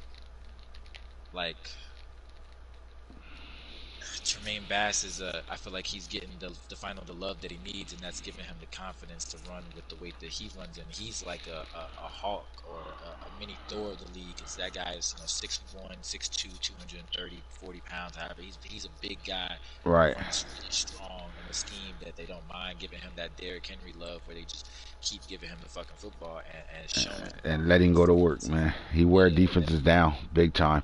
I agree. I think he's more Thorish than Hawk, but like, yes, he's yeah. definitely that type of guy, man. Thunder legs, man. This guy runs hard, and if there's any running back that runs between the A gaps more in the league, then you let me see it, because I don't see no backs that can hit an 80-yard run up the middle like he does. For this Las Vegas team. All right, and then Lamar Jackson, obviously with the running game and the passing game, him being 1,000-yard rusher and throwing the ball the way he's throwing it. Obviously, if he wins the MVP, he follows that up with this award too. In the NFC, you got Kyler Murray. You got Jaleel Ruggs and Jerry Bradshaw. So we got two Bucks fighting for the #1 spot on the Offensive Player of the Year award right now. Just real quick, we know Sensei, we talked about him a lot. Let's go back to Jaleel Ruggs and Jerry Bradshaw. How can one win it without the other? Um, mm, the offense either goes for the next couple of weeks, heavy run to prepare, for the playoff atmosphere. You never know who you can size up with that second week coming off the Right. bye. Make sure the run game is something that's situated and handled, and that's how Ruggs wins it without the other. At the same time, um, the offense and Bruce Arians and Bradshaw, they're very much already developed in their thinking for the playoffs, and they could be sitting there thinking, well, shit, Bradshaw, we have running backs get up there a lot. We want our quarterback to get as close as feeling confident and getting rewarded for it as possible, and they can make a stride to get active with Bradshaw. So it could really go either way for which is at two to push at one, but I just don't know exactly if Sensei's coming up off of one. Yeah, Sensei is in the way of everything right now. Devin White's #1 at Defensive Player of the Year for the NFC. Orlando Jordan, or Diaper Dandy, and Chris Samuels, Diaper Dandies, man. I just keep going back to the 49ers telling me a couple of weeks ago, don't discredit this guy. He's going to win the Defensive Player of the Year award. I just think with Devin White, coming to the latter of his career right now, he's still playing as if he was in his second season. The speed's there, the explosiveness is there, the smarts, the IQ is there, everything is there, and you cannot overshadow a guy that uses. You know what I mean? This is not him running around AI play. This is him controlling this guy into being the #1 Defensive Player of the Year in the NFC right now. And then you got the Diaper Dandy Orlando Jordan, man. I just think because, at 6'5" at safety with bunnies, he can he can close anywhere. Like, he can go from right to left and get there in a hurry. This kid's a monster back there right now, and it's just the future of this team with this guy. You got Kai Foe, who did it at a high level for them at the safety position, and then you go get this kid right now. Is the Saints kind of solidifying themselves on the defensive side of the ball right now with the type of things they got? Jet Black at the middle linebacker had, led the league in sacks, still holds that record right now. And then you got these two guys on the back end who's playing at a very high level for him. And Orlando Jordan doing what he do right now. He's making his own name, balling right now. And then Samuels, I think this is going to be the last time we saw a cornerback that got drafted in the first round show, that first round talent right away and show that he's the guy and could be a shutdown, was when the Chargers at 4 drafted Stanford over there for them. I forgot what's that corner name? I don't think it's Stanford. I forgot his name for the Chargers. Shit, I know exactly what you're talking about. Damn, I can't think. But he was drafted #4, and he came out in his rookie season and right away and pushed Asante Samuel Jr. for the Clyde Sampson for the #1 cornerback spot, and he hasn't given it back since. I think Chris Samuel's doing the same thing, because you got Ambry Thomas, who's been playing lights out for the 49ers, is now the #2 corner, and Chris Samuels stepped into that #1 role right away. Like, this guy, he barely gives receivers space to breathe. This guy's a bump and run specialist, and he is a man-to-man guy, and he can, cover the best. As a rookie, you want to feel like you haven't seen it since Charles Woodson. Be stuck and covering your #1 receiver right away, and he's doing exactly that. He's doing it at a high level. I like this race. I would like to see it come true for Chris Samuel to win it, but I think Devin White, the user, is going to be, that's his nickname, the user. I think he's going to pull this one pull this one in. I don't see it changing. All right, Steve Israel, Saragusa, and then Lennox Castle, the Jamaican, man. Talk about it. Let's start with the Bills right now. I mean, Castle doesn't just, with 96 speed coming in as the fastest safety in the league. I mean, in the draft class, he doesn't just come in as the fastest safety, but he's playing everywhere for this team. Like, this guy is a back deep safety. That's not, get it wrong. He is not playing no linebacker level football for this team. The Yeah, fact that he has that many sacks and comes down in the box and plays like a linebacker, but at the same time can play back. Like, you can play this guy at slot. You can play this guy at off the edge as a pass rusher. You can play him at free safety or strong safety, and he does a good job in man-to-man coverage and zone. He hasn't even reached his ceiling yet. It's just, he's a dog. The Jamaican, man, talk about Lennox Castle and what he does for that Buffalo Bills team. He's just one of those players that kind of has his own switch, and you can kind of see it. He does his own thing a lot of the times on the field. That's why he's able to make plays like that. He's very much just a baller at heart. I played this team and got to see him, firsthand, and he just does everything almost right. He had a little blemishes on his game, but he just, was able to understand what the offense was trying to do to the defense from the sky level. And I think when you got a guy like that, it's dangerous because that attitude can trickle down into like the linebackers and the D line, and then you have a full unit kind of.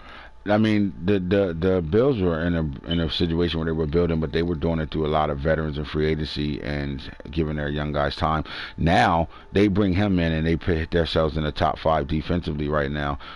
That's how much of a difference this kid has been for the Buffalo Bills out there. Buffalo, like, he is the reason why their defense is. When he said earlier the Bills have the #1 defense in the league, well, if that's true, then he's that, because he probably has almost double-digit sacks right now. And close to double-digit picks right now. He makes plays, bro. He's always near the ball. He's a ball hawk. Lennox the Jamaican. Lennox Castle, the ball hawk. Saragusa, man, back at it again, leading the league in tackle for losses from that D tackle spot for Baltimore Ravens. But the cornerback, the #1 pick a couple drafts ago, is he playing like the #1 pick? You know what I mean? Is he becoming, slowly but surely becoming the best corner on this team over here in Baltimore? Shit. I mean, he's starting to make a real statement for it. It's so hard to like say early because they rotate fucking corners like fucking jerseys over there. But they've been staying down for the past couple of years, and I think with that point, you see him and you see Najee. They're starting to get some guys. I know we talking about top 3s, but you just see them and you know that they're getting some guys involved with that secondary, and he's making a front runner for it. So. Well, the best corner in the league is sitting at #10 on the Defensive Player of the Year award over here. That's what I'm trying to say. Is the best corner in the league? Simple as that. Is Steve Israel just benefiting from they don't want to throw at him at AI, so SI get the attack? I think Steve is there right now because he's like Lennox. He'll play that slot corner and he's averaging 2 sacks a game. I think Steve's thing is his versatility and the fact that. People don't want to attack outside DBs against this Baltimore Ravens team, and Right. he's getting the benefit of both, but he has to still make the plays. You know what I mean? No doubt. All right, let's get to the rookies right now. Diaper Dandies in the AFC. Tion Pitts is at 1 right now, man. You got Danger Griffin, and then you got Spencer Moss, man. The connection between Jackson State with Moss and Tion that I should have made my cousin Tim. I don't know why I wasn't thinking that. Should have made him Tim Israel. But anyway, I might even do that. Tion Pitts right now is #1 on this list. Danger Griffin, the running back / wide receiver, is #2 in this, and Spencer Moss, man. We've been excited about Spencer Moss because he literally came in and took the job from East and hasn't looked back. From that point right now. Real fast, just the Diaper Dandies on this list, the top 3 right now, man. Do you think it's that Danger or Moss can infiltrate the Tion Pitts from losing this? Because the way Tion is playing this year is different. 35 touchdowns, he's going crazy over there. Too far, yeah. I feel the same way.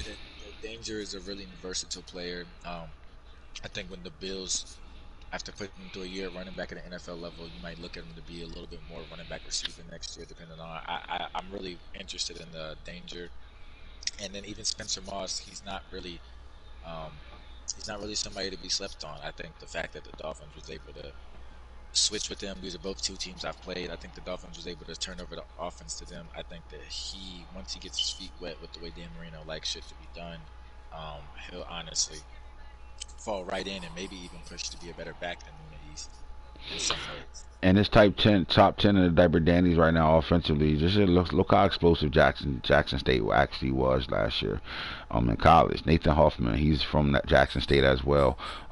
Spencer Moss, and then you got Tion Pitts, all from Jackson State.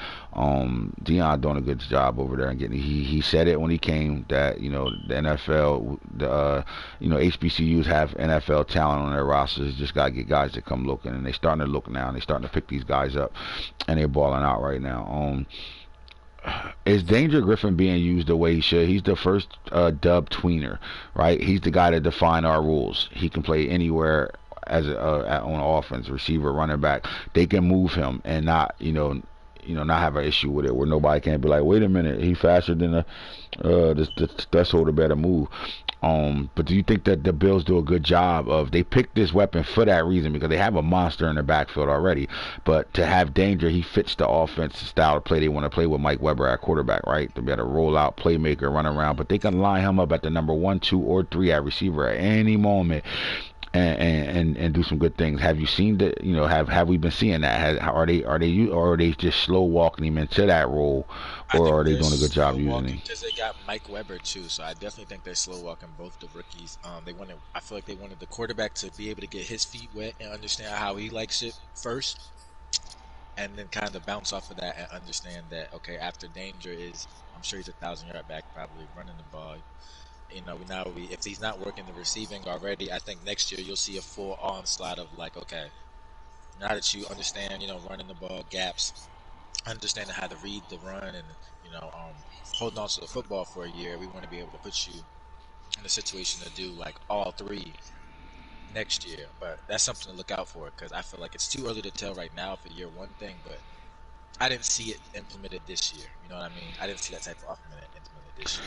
Do you think the Dolphins, can we give him some type of genius level of drafting in a way? Follow me here.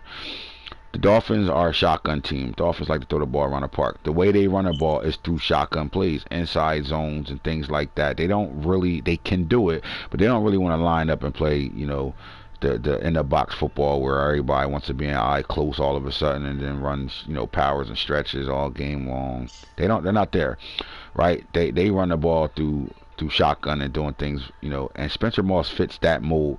When you're dealing with Shador Sanders out there in Jackson State, he's in shotgun 95% of the time. He's not under center. They in shotgun. They spread you out.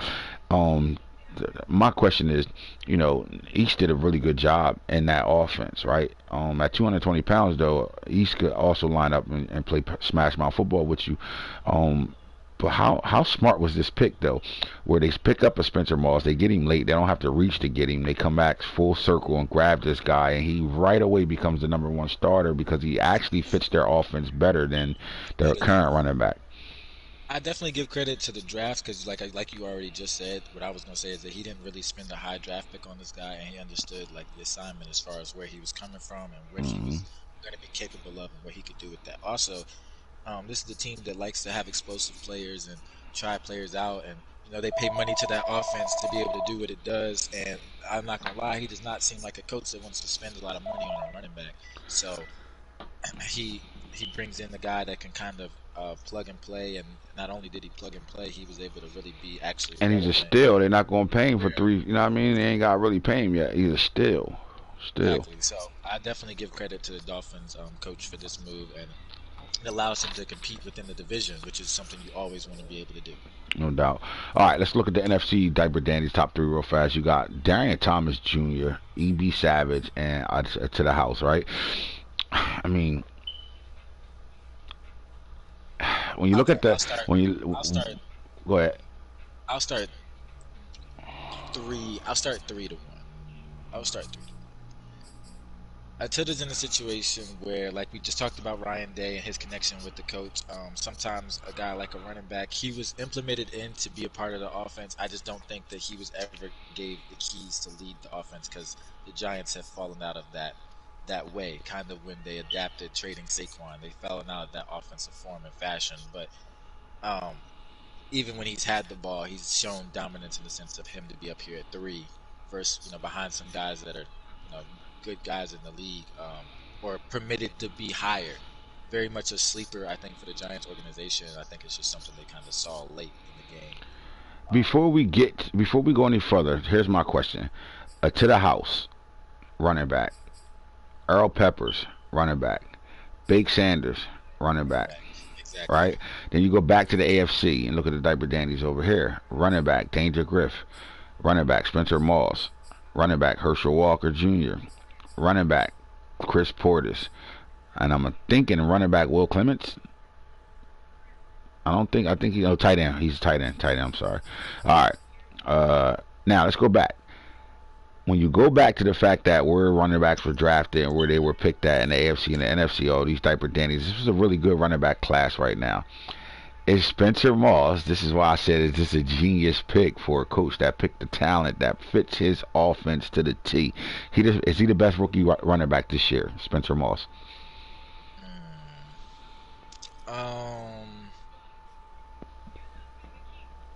He's raw talent. I still might go Griffin, but production-wise, I might go Spencer Moss. And what he's done for the team, like where he's been able to just fall in and kind of just bloop and be like, yo, this guy perfectly just fits, like puzzle piece. Like, I'm probably gonna go Spencer Moss. Right, no doubt. All right, so in that Patriots-Dolphins game, we seen the Patriots coach hop right off without saying a word. Does that usually equate to a loss? I would assume so.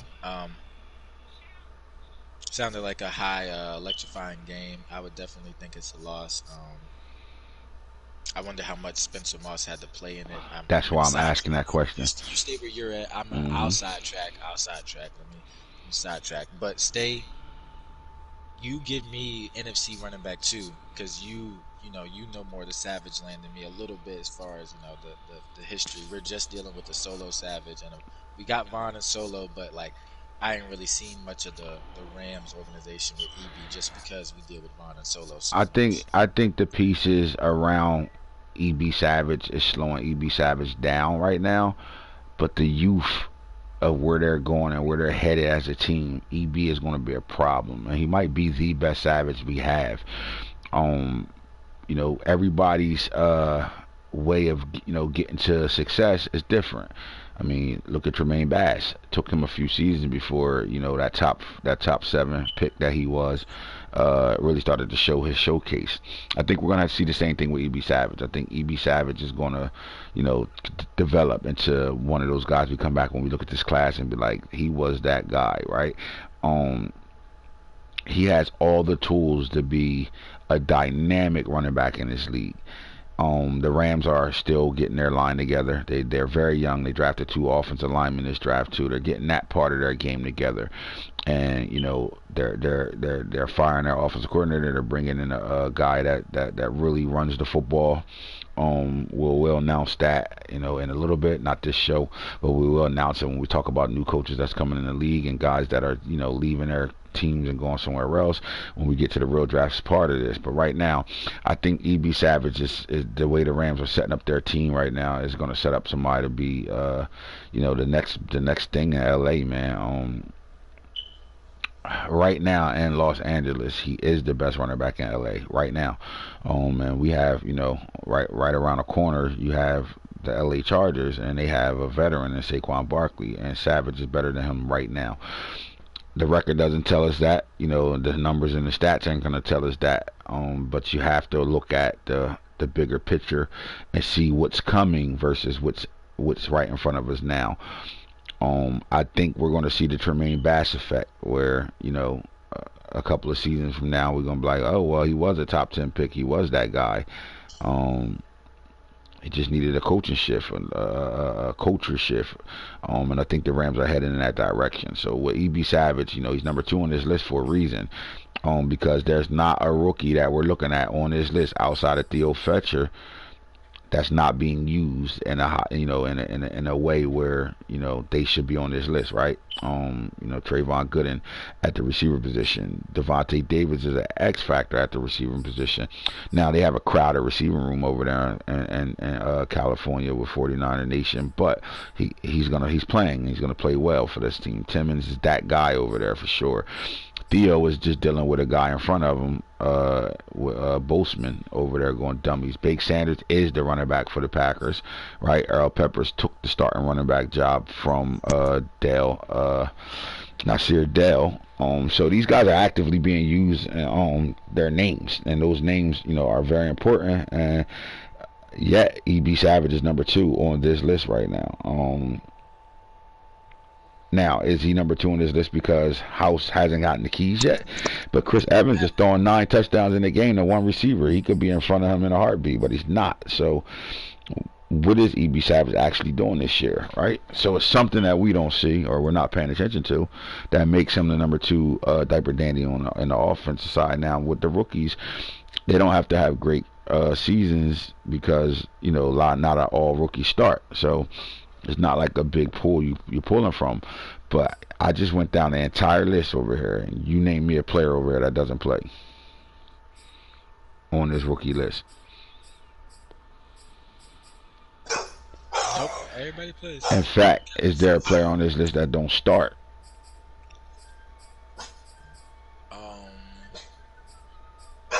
Cali Shush. I don't know about. Because even Theo Fletcher could be the number 2 or 3 receiver over there. Yeah, no. Theo Fletcher, yeah, no. Right, so that tells you. Everybody's playing. Everybody, yeah, I'm like, yeah, Exactly. I'm really thinking about the line. Everybody's playing, yeah. And To the House is probably the only one on this list that's not an actual starter. Yeah, and that's why I say him at 3 is what it is, because when he's shown he gets the ball, he's shown promise, but he just hasn't been ringing the keys yet. Right. Now, Darian Thomas Jr., DT, the Golden Child. Golden Child. Are we looking at the best rookie in the entire league right now?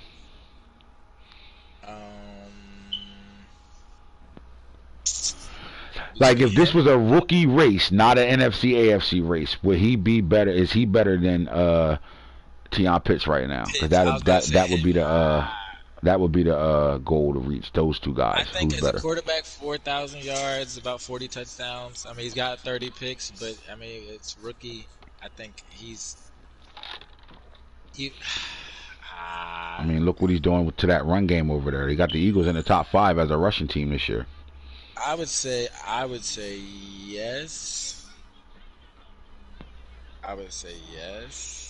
I mean, just the last 2 games alone that they won. They beat the Dolphins and the Giants back to back to put them in not the 7th seed, the 6th seed right now in the NFL. With 2 games left, they win those 2 games. They might even jump a little farther up. Depending on, they could jump over the Vikings and be at 5 and change their whole life in the playoffs right now. This is crucial because you're dealing with a guy who was. The Philadelphia Inquirer tore this pickup. They tore his ass up. They never gave him a chance. They thought the Eagles lost their mind, that they don't know what Jeff Lurie is doing as an owner. They have no idea what the GM is doing over here. These guys are sketching and all that. All he did was say, just be patient and just wait.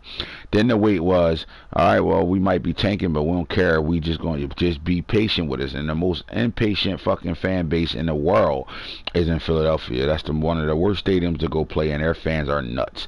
So they would turn on you in a heartbeat, or they would ride out and love you in the city of brotherly love. Now, with that being said, this coach said to us, I hear all the noise around us. Even in his interview, he said, we went and got our guy, period. We wanted our guy, and we went and got him. Simple as that. We had our mindset on Big Sanders. He got drafted. The next thing was this quarterback. We want the fastest quarterback in the draft to better run the system that we actually want to run. They got their guy. You watched them trade the guy they drafted the year before and took that cap hit like a motherfucker, right? Because he was the number 1 overall pick, not the number 1 overall pick in the draft, but he was their first round pick, so he was getting first round bread. They sent him to Jacksonville, and in the process of it, they swindled Jacksonville out of that, got 2/3 and a quarterback. A quarterback that, if this doesn't work out with this quarterback right now, they can shelf him and still get to the playoffs and win with a playoff playing quarterback and Trevor Lawrence. Think about this right now, right? So while we all screaming, the news and the press is talking about how dumb this Eagles team is, and they just took 10 steps backwards, and they're not doing the right things right now and all that, and I'm telling y'all, you know, the Eagles set it off in year one with the trades they made to put themselves in a situation where the entire division had to move around them. Right, you saw it first with the Giants, then you saw it with the Cowboys. Right, the only consistent team that did it their way and stuck to their script was the football team. Right, but everybody else went in shambles. Right now, everybody went in shambles, and it started the movement of the best division in football. The way you guys move over there. Right, so I mean, I can say what they did in season one is the reason why guys are in y'all division right now looking for 6'4" corners, 6'3" corners, and things like that right now, because the shift changed. You guys set the tone on what the standard is for building for your division, and the Eagles was the brand face behind that. They was able to do it because they had 3 first-round picks, where most guys would have been like, I don't know, you fuck you do this pick. Because remember, he got rid of those picks big quick. He got Deshaun Watson, and he got Jamal Adams, right? And he left himself with 1 first-round pick, and he moved around and did some things, and then it looked like, wait, what is this team doing? They're the worst team over here. They're not building right. They're not developing. They fired their whole development team. Got rid of them, brought in a whole new development team, and changed their fate in one season. Now, let's get back to Darren Thomas. The coach sat him down and said, listen, this is what we're going to do. Taking the pressure off of you. We're not going to put you in the same situation we put the quarterback before you in, which is made him split time with Deshaun Watson the entire year. It got us to a playoffs, even got us a playoff win. But at the end of the day, it sat us home on the couch earlier than we wanted to go, right? We're not going to do that to you. We think you are better than both those quarterbacks, so we're going to give you the proper space to be able to do the things you need to do. With that being said, you have to show us 100% work ethic. That means don't get lazy because we don't have pressure in your face, right? This isn't Baltimore where they draft a quarterback and make Lamar play better. This is just your show, your keys. Now, we bring in Trevor Lawrence in the building, but we're not bringing him in to be the starter for this year. We don't want him on a 1-year rental. We just want to have a legit, solid backup that understands this game, that's young enough to play in your world and the college that you come from. You know, with the RPO game and the running quarterbacks. Trevor comes from that era. So we want him on the team instead of a Deshaun Watson, who actually comes from that era, but it was still frowned upon. The NFL wasn't ready to make that switch over when Deshaun got drafted. That's why he wasn't drafted higher than he did get drafted, right? So now what we're doing is we're getting rid of your competition within this team, and we're giving you the keys right now.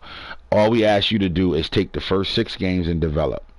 Understand the offense, learn it. Do not do nothing else besides study this playbook, understand your personnel, understand your team, and be a coach on the field for us, right? They did that. Then he unlocks, and he starts to show his special gifts now. The moment you understand the playbook and you understand the offense, now you can start showing who you are as a player and why we looked at you as the player we did and drafted you in the first round after we drafted the quarterback last year in the first round.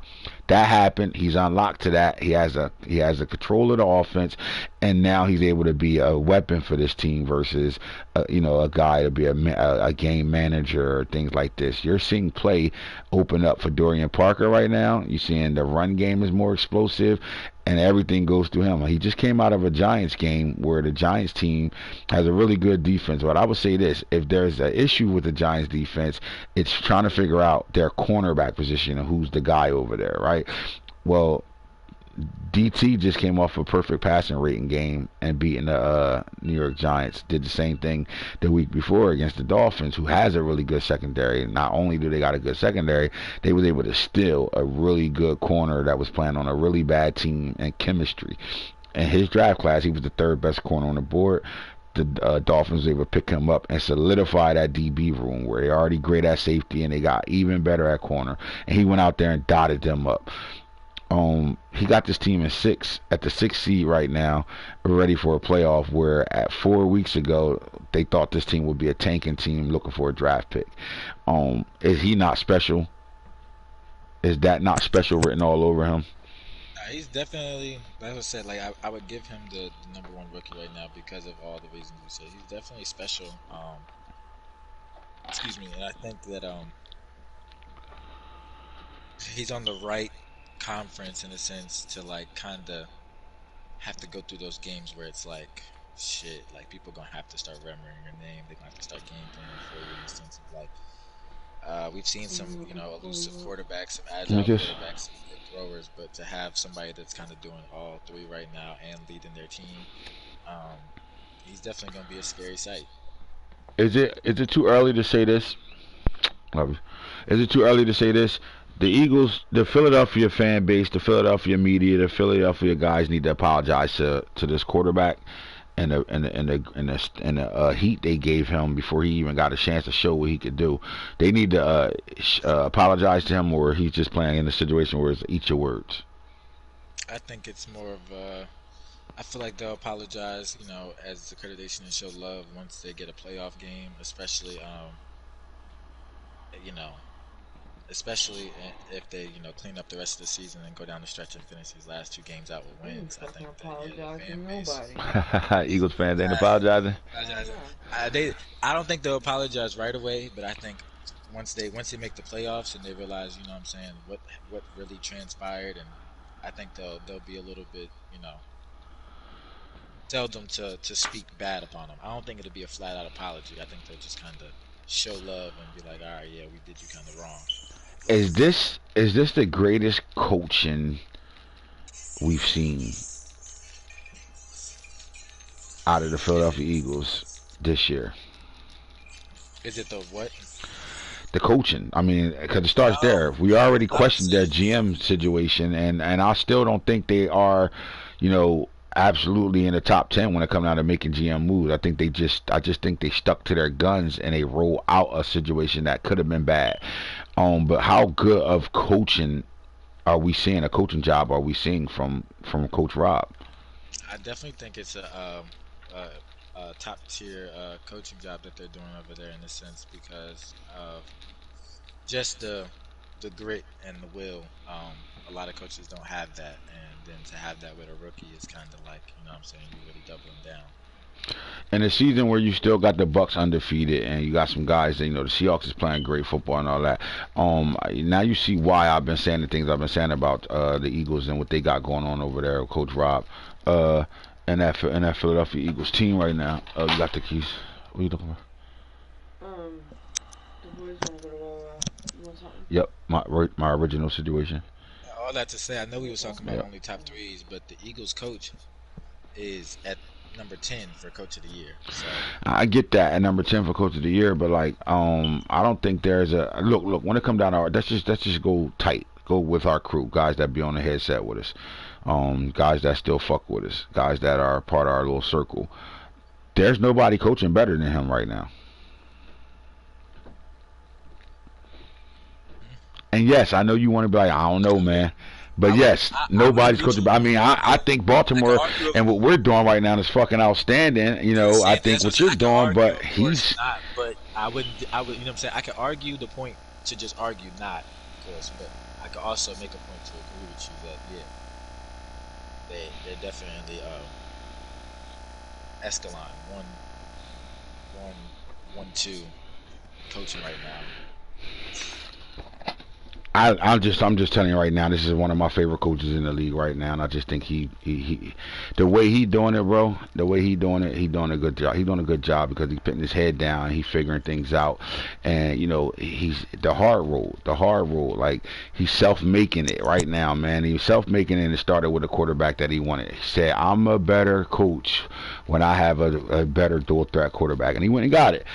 And they're playing really good football right now. Let's get to the defensive side of things real fast. Defensive Player of the Year in the NFC: Orlando Jordan, Chris Samuel, Eldris, however you want to say Elba, are three. So you got two DBs, three DBs, two corners, and a safety right now over here. Orlando Jordan.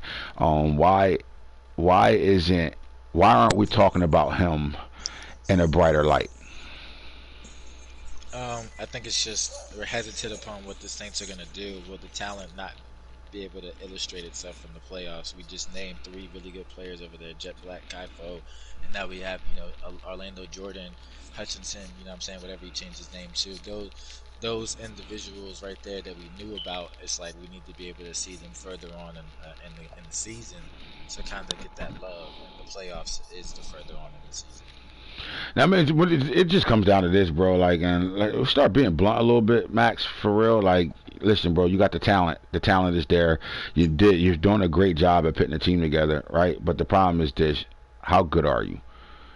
Because eventually it comes down to coaching. How good are you? You got guys up here for awards. We've seen you take a receiver and make him the best receiver in the league. We've seen you, take a DB and do exactly this. Is why I said the light not shining super bright on him, even though he's shitting this year, because we saw him do it with Kai Fo. Period. So we've seen this act before. The one difference we saw you in the playoffs. You snuck in the playoffs last year, and at some point, it has to turn around to the point where you show us who you are. Are you a once in a blue moon coach, or you're a guy that makes the playoffs every year, change the standards of what you got? You got the pieces over there. If somebody else came in and took this Saint team and he left for whatever reason, he gets fired, he's out of there.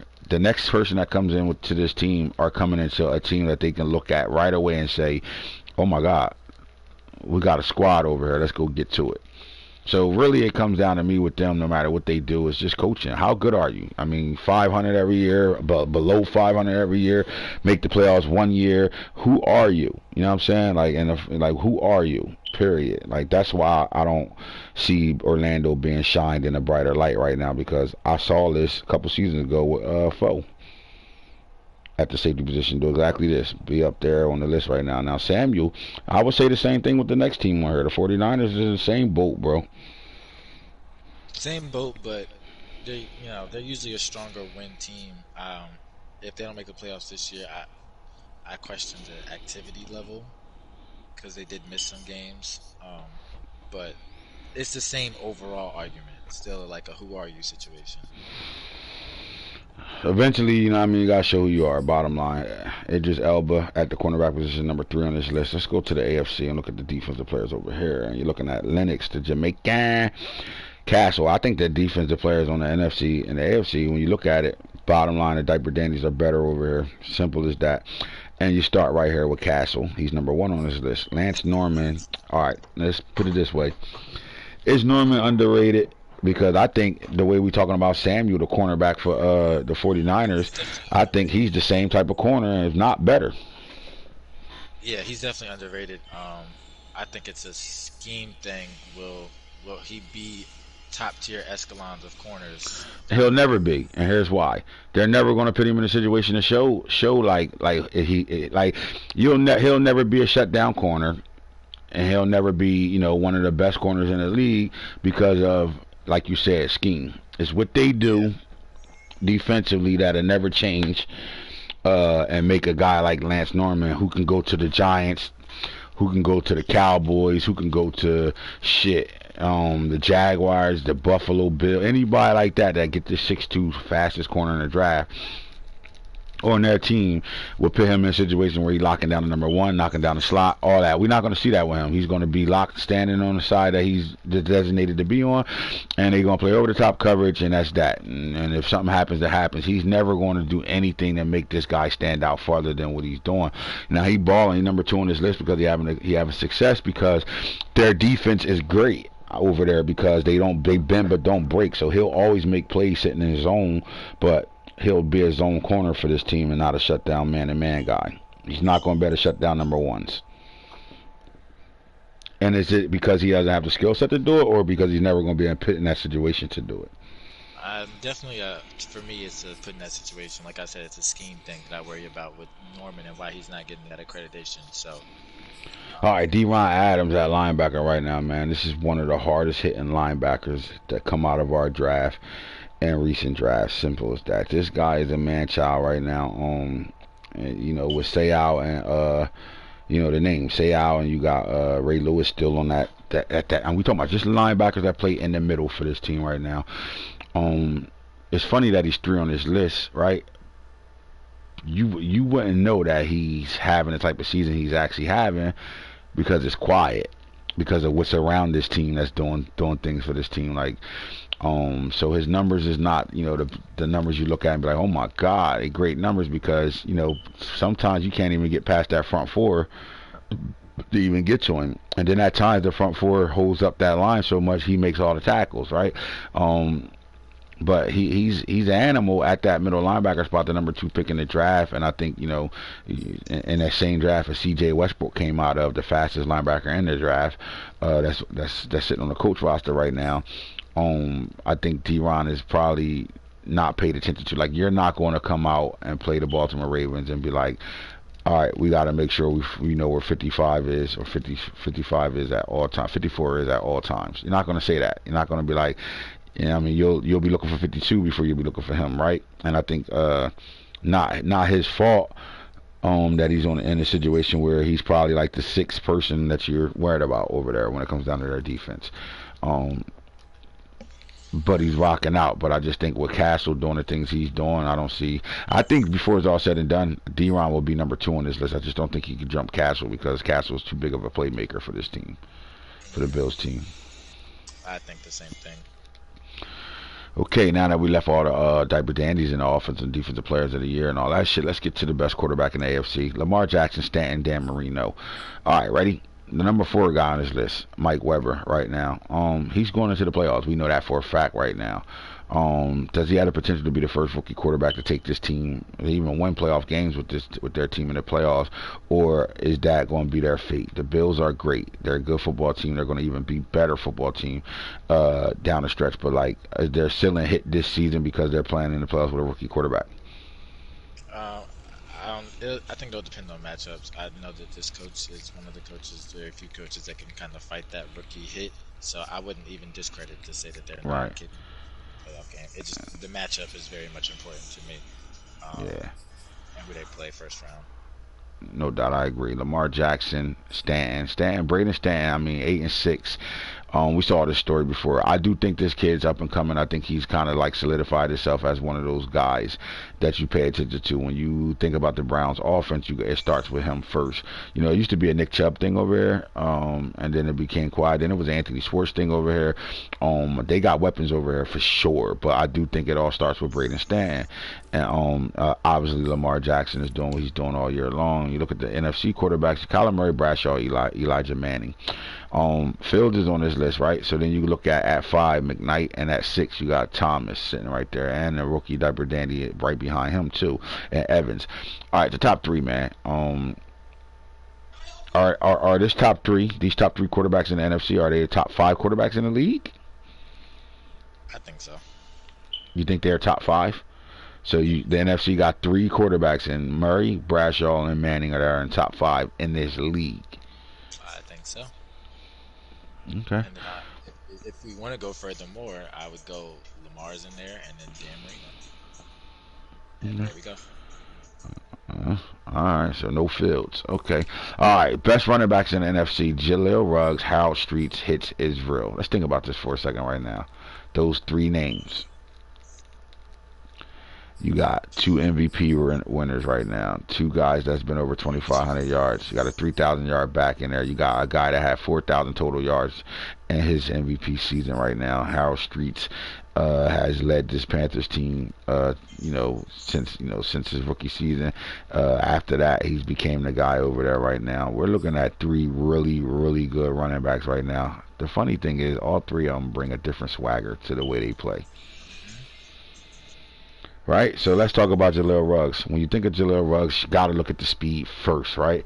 But he's still in a system where it's power running. They want to get this guy on fire and then make it hard for you to tackle him in the backfield. Simple as that.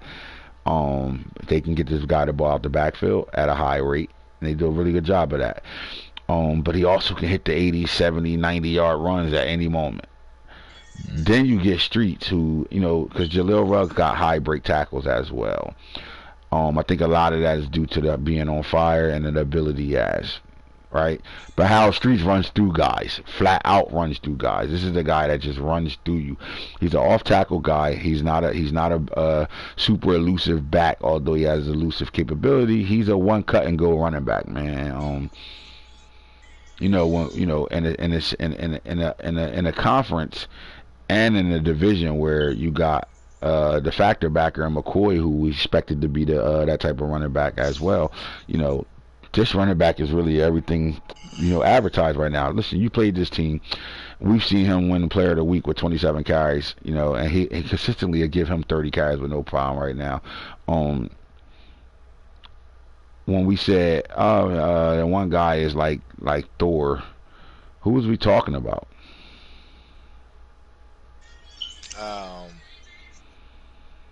Who the fuck were we talking about? This is, you know, point where I'm ready to go with this. Hold on. I'm gonna tell you. Don't go nowhere. EB? Were we talking about EB? EB's like Thor. I think that's what he said. You sure? If it wasn't EB, I'm looking at what we went over. Orlando, Or was it Jordan. Bass? Bass. We were talking about Bass. Right. So is this Bruce Bannon right here? He could be. He could be. I like that. He could be. I would say this might be. Hold on. This might be Bruce Banner. Yeah, because I feel like I wanted to give that to like a McCoy a while ago, but nah, this is Bruce McCoy Banner. is a good back. He's the factor backer, but he hasn't never really showed that. You know that he's not scary. Your safety ain't scared to come down and let him have it. But streets, you get tired of tackling him. And when he turned green, it's on. Simple as that. You know, I think green comes. He turns green at like carry 15, and is on. Right, and then you got the guy that's he just slick, silky and smooth. He do it all, the do all back right here. His Israel. I like the top three in the NFC. When you look at the AFC top three running backs, are we looking at Bass, Etienne, and Ezekiel Stokes? So my question is, Etienne is in a battle. Etienne is in a battle with the league right now.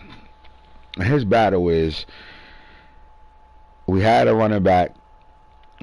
We had two running backs. Through my start, my rookie year to about season 5,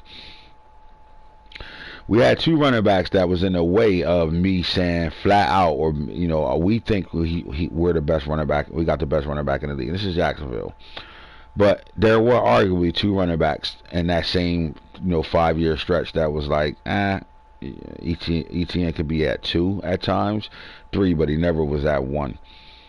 Those backs aren't in the way of anything right now. He's still here, still kicking, and still has everything in front of him right now, right?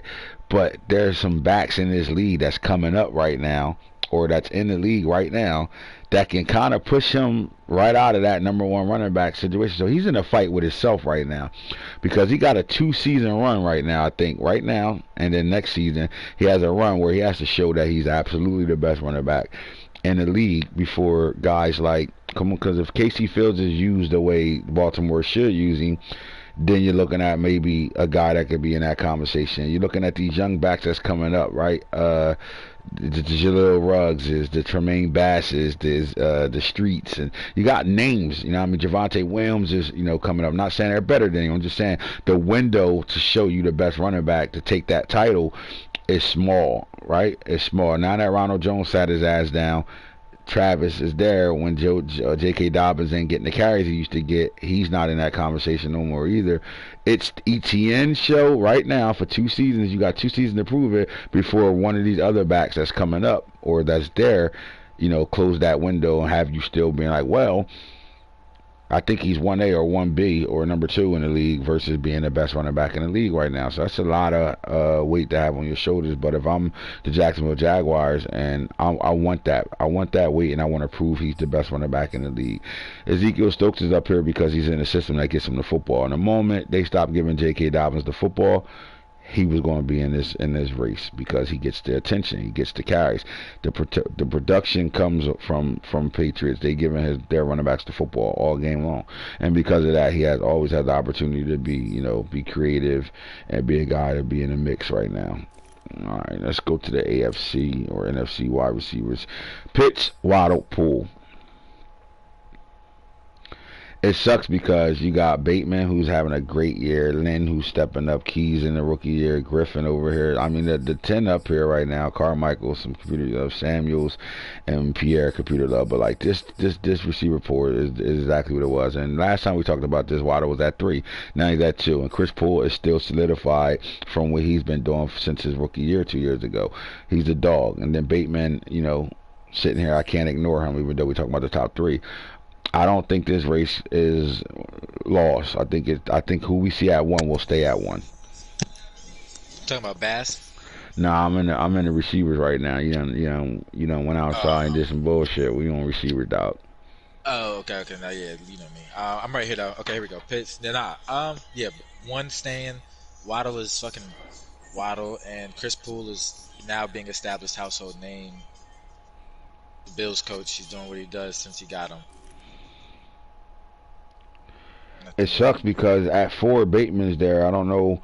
Like, see, the Shogun is in a situation right now. His situation is we got to win a playoff game again. We can't be a 1-5 team. We got to be a guy that can go farther in the playoffs. We have the team to do it. It's time to do it.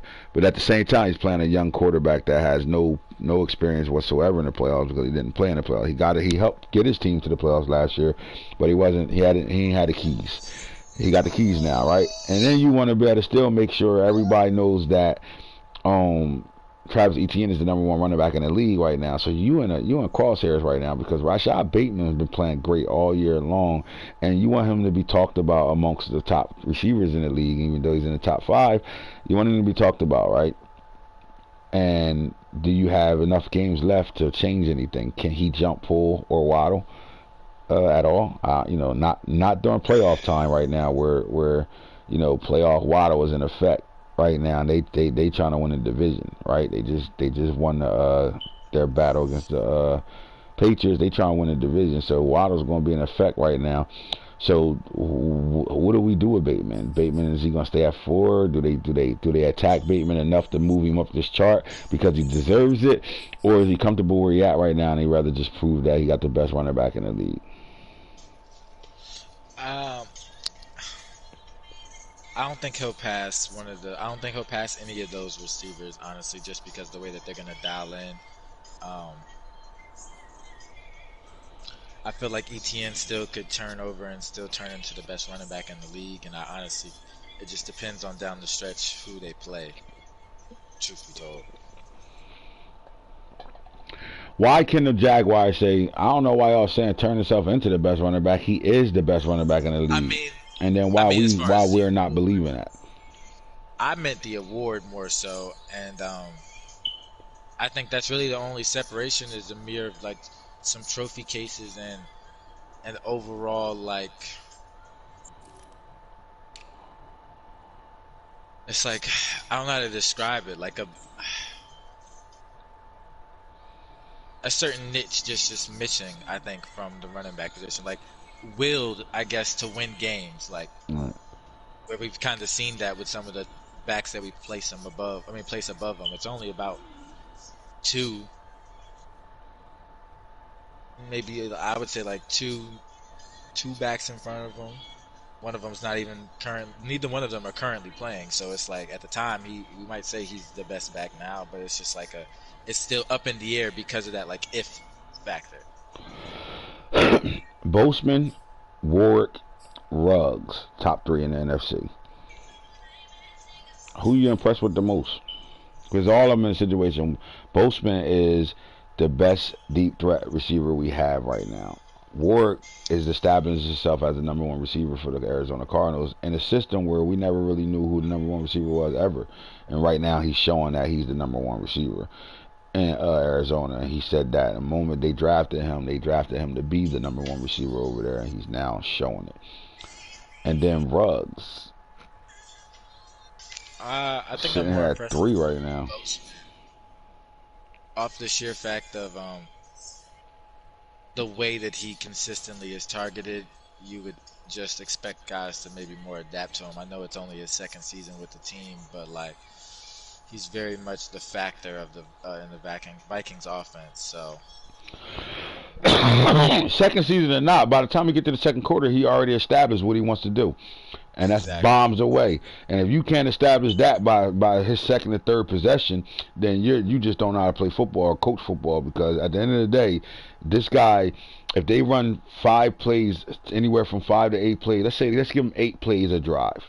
Every time they got the ball, they get 8 plays. I say 4 of them is deep shots for this guy. I say 5. I say even more than that. I say 5.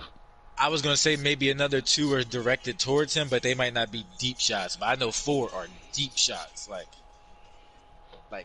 40 yards down the field shots. Ruggs got maybe 99 5. reasons. Ruggs got 99 reasons. Jaleel Ruggs as receivers for this team, and then there's Henry Ruggs as a receiver for this team. Henry is balling this year. Like, he's doing a lot more than we really giving him credit for with Henry Ruggs this year. I think the way Henry is playing this year is part of the reason why the quarterback is in that top 3 category right now. But Ruggs is doing a lot for this team. He can hit you with crossers. He can go deep. He can play. He could be a possession receiver for this team at times as well. Why aren't we looking at Ruggs? Because I'm not. I don't know if you are, or you should be, or maybe Ant should be looking at Ruggs as, one of the top receivers in this league. I think a lot of it is the fact of the 99 reasons and how the history of the Bucs organization has been a really, really strong run game. So those 2 guys kind of come to mind first. I think the other part about it is not because he's a face player. I think people just established Ruggs as a speed guy, but hasn't necessarily been able to be like a overwhelmingly dominant receiver sometimes. Whether they go against him or it's just an opinion thing, it's like, I think that's just kind of the viewpoint. But he is a speed guy, right? But yet, when you play the Bucs, you're not looking at him as he's a guy running, but like, he ain't boastman. He ain't running by everybody all the time. Like, they don't use him that way. They use him as a pure receiver. If they use him as a pure receiver. Is that better though? The fact that he's just not the deep threat guy that that speed allows him to do. The fact that he can run routes. He is he could be a possession guy for this team. He can he's not the number 1 target, but he's their number 1 wide receiver, and he plays like a number 1. He catches short routes, drags. He can catch slants. He can catch post routes, goal yards, routes, everything. I think it plays a factor into. He's a better receiver now that he's on the Tampa Bay Buccaneers team. In their system, they made him a better receiver. Simple as that. I think that's what it just turned into. He turned into a better receiver and not the flash. Mm-hmm. So it kind of just, it takes him out the eyes of the sky. All right. Worth, Belly, Oates. Who's the best offensive lineman in the NFC for sure? We're going to talk about these 3. I'm probably going to say Worths. Okay, cool. All right. AFC. Falk, Grubbs, Bird. And we keep it moving. We already know. Defense, best defensive lineman in the league, Saragusa. Eric Bolden, Colt Young. Your top 3. I think Gusa is doing a hell of a job with everything in the run game and in the passing game. He's getting sacks and getting tackles for losses. He's a nightmare on anybody's run game. If you're not double teaming him, you're not winning the ball game. Simple as that. Flat out. The next 2 they're not user coaches, so that's just computer stats, so we're not talking about them. NFC, Cumberland, Leonard, Vicky D, all from out of the same division. Max. When it comes down to pass rushers right now, we used to always talk about the DBs and who got the best 2 tandem corners right now. There's a set of defensive ends in this league right now that have 2 defensive ends that are playing at lights out level football right now that really can be scary if you look at them as a tandem. Right? And the first one is Cumberland at number 1, lead the league in sacks. And then Vicky D is number 3 on this list in sacks in the league right now. When we go to the top performers, you'll see it. Right? And that's the NFC. So let's look at the Cardinals and look at the fact that, what they got at D tackle. Because I'm quite sure we'll see him somewhere. Bang. Right. So Roy Farley is here. He's number 10 on this list at D tackle, and then there are two outside pass rushers coming off the edge, are Cumberland and Vicky D. Then in Baltimore, it's the same look over there, right? You got Saragoose at D tackle, and then you got Bulware and Peppers coming off the edges over there. Both those guys are tied with the third and number 2 guys on this list in sacks with 15 sacks apiece right now.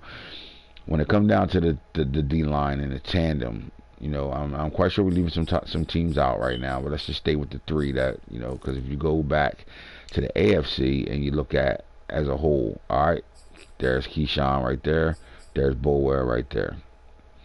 And when you look at any other team that you see, you know, let's see if we can find, you know, more multiple guys up here from their teams. You're not going to see it. All right. Now, when you look at the Arizona Cardinals, you look at the Baltimore Ravens, and you look at their 3 pass rushers, their 3 D linemen, there's no way you can say the Baltimore is better than the Cardinals when you had those guys with 20. The whole defensive line had 20 sacks in one season, right? Or can we make that case or argument? I don't think it's an argument that should be had now because, kind of like another couple of positions, the Ravens rotated some guys to find their guys, right? Where the Cardinals drafted some guys, and good assessment. They all excelled to be their guys. The moment they drafted their guys, they were on the field. They played there. They've been there. There hasn't been a rotation. None of that. It's just those guys are those guys. Yes. Yeah, there never was a look back. Which is just it's just the way that they gelled together on the team. There was no reason to. I mean, the gel process that they have is the reason why they got 4 Super Bowls, bro. At the end of the day, they're not rotating guys to the point where they got the depth to rotate, but they're not. Their players play, and they make them play together. They're not, they're not getting rid of these guys when their rookie deals is up and trading guys and moving on. They are playing their guys, and they letting those guys develop in their system, and their system turns these guys into guys that get 20 sacks a season type shit. So they balling out right now. At the linebacker level, Devin Bush, Devin White. Why is the Bucks have the best linebacker core in the league? Because we're just talking at the 2 middle guys right now. Because we keep going down this list, it's 2 guys on that we're not even seeing right now. That's, with the veteran, they got a guy to get to the quarterback a lot, right? That we're not even talking about right now. He's not on the list. And then there are 2 middle guys, man, the users, right?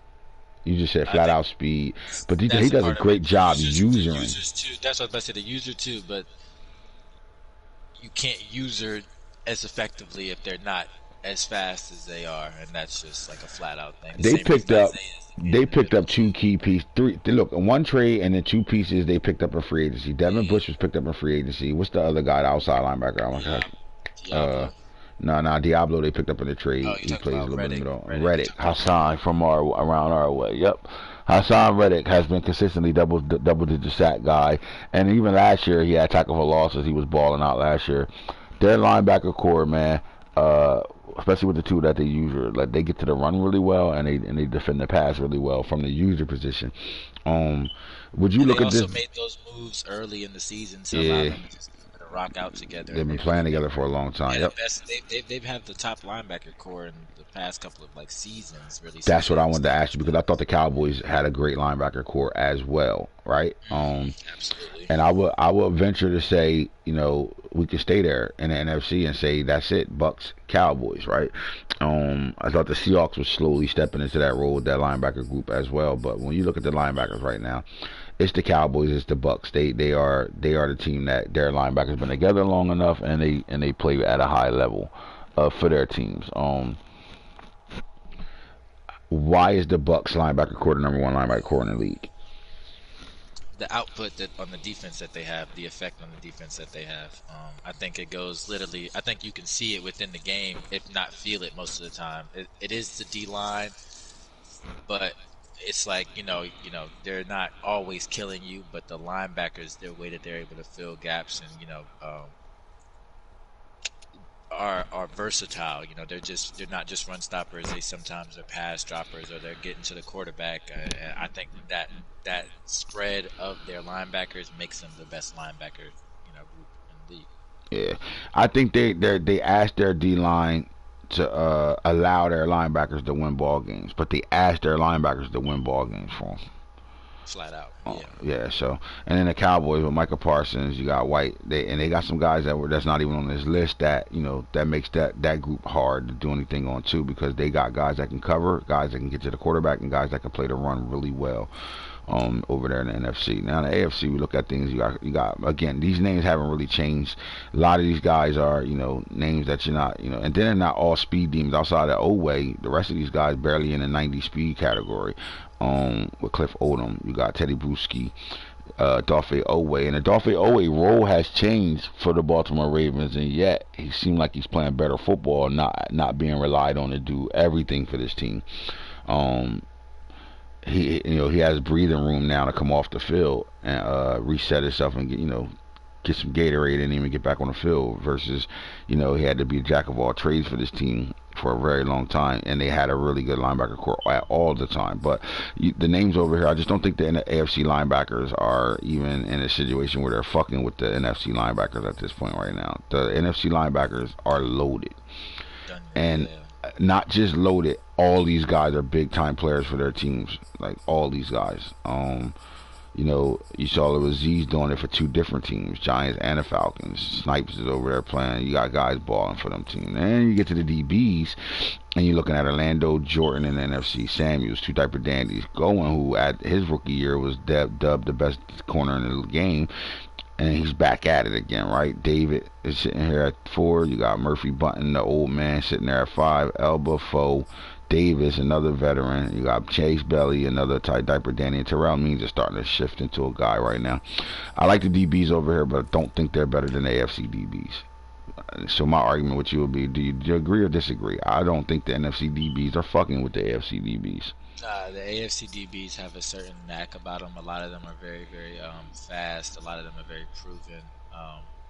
The list of youngins is very slim to the list of youngins in the NFC. And if they're youngins, they're around a bunch of like dogs, like double Ravens, double Bills, double Broncos, I'm sure.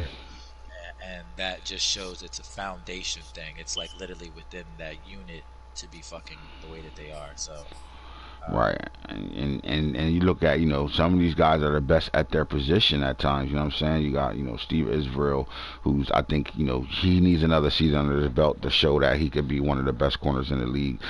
He's playing at a high level. Najee can be one of the Stearns. They can arguably be who's the better safety right now. Then you slip and forget about Aaron Ridley, who was the fastest safety in the draft, his draft year. Who's now the new coaches over there. Cisco's been that guy. Castle stepped in, a Jamaican balling out. Junior Levine, the number one cornerback on the board, his draft, and got passed. Yeah, he got passed. Yeah, he got passed all over, and he was the best corner on the board. Wild Goose, steady over there in the system. They got Ed Reed, you got Sean Wade. All these guys are named guys that have done big time shit for their teams consistently year in and year out, with a few young guys on here that's making names for themselves right now, especially with the Bills. You got Ridley, Castle. Ridley's been there for a while, but Castle's a diaper dandy, and Levine's coming off of his rookie year.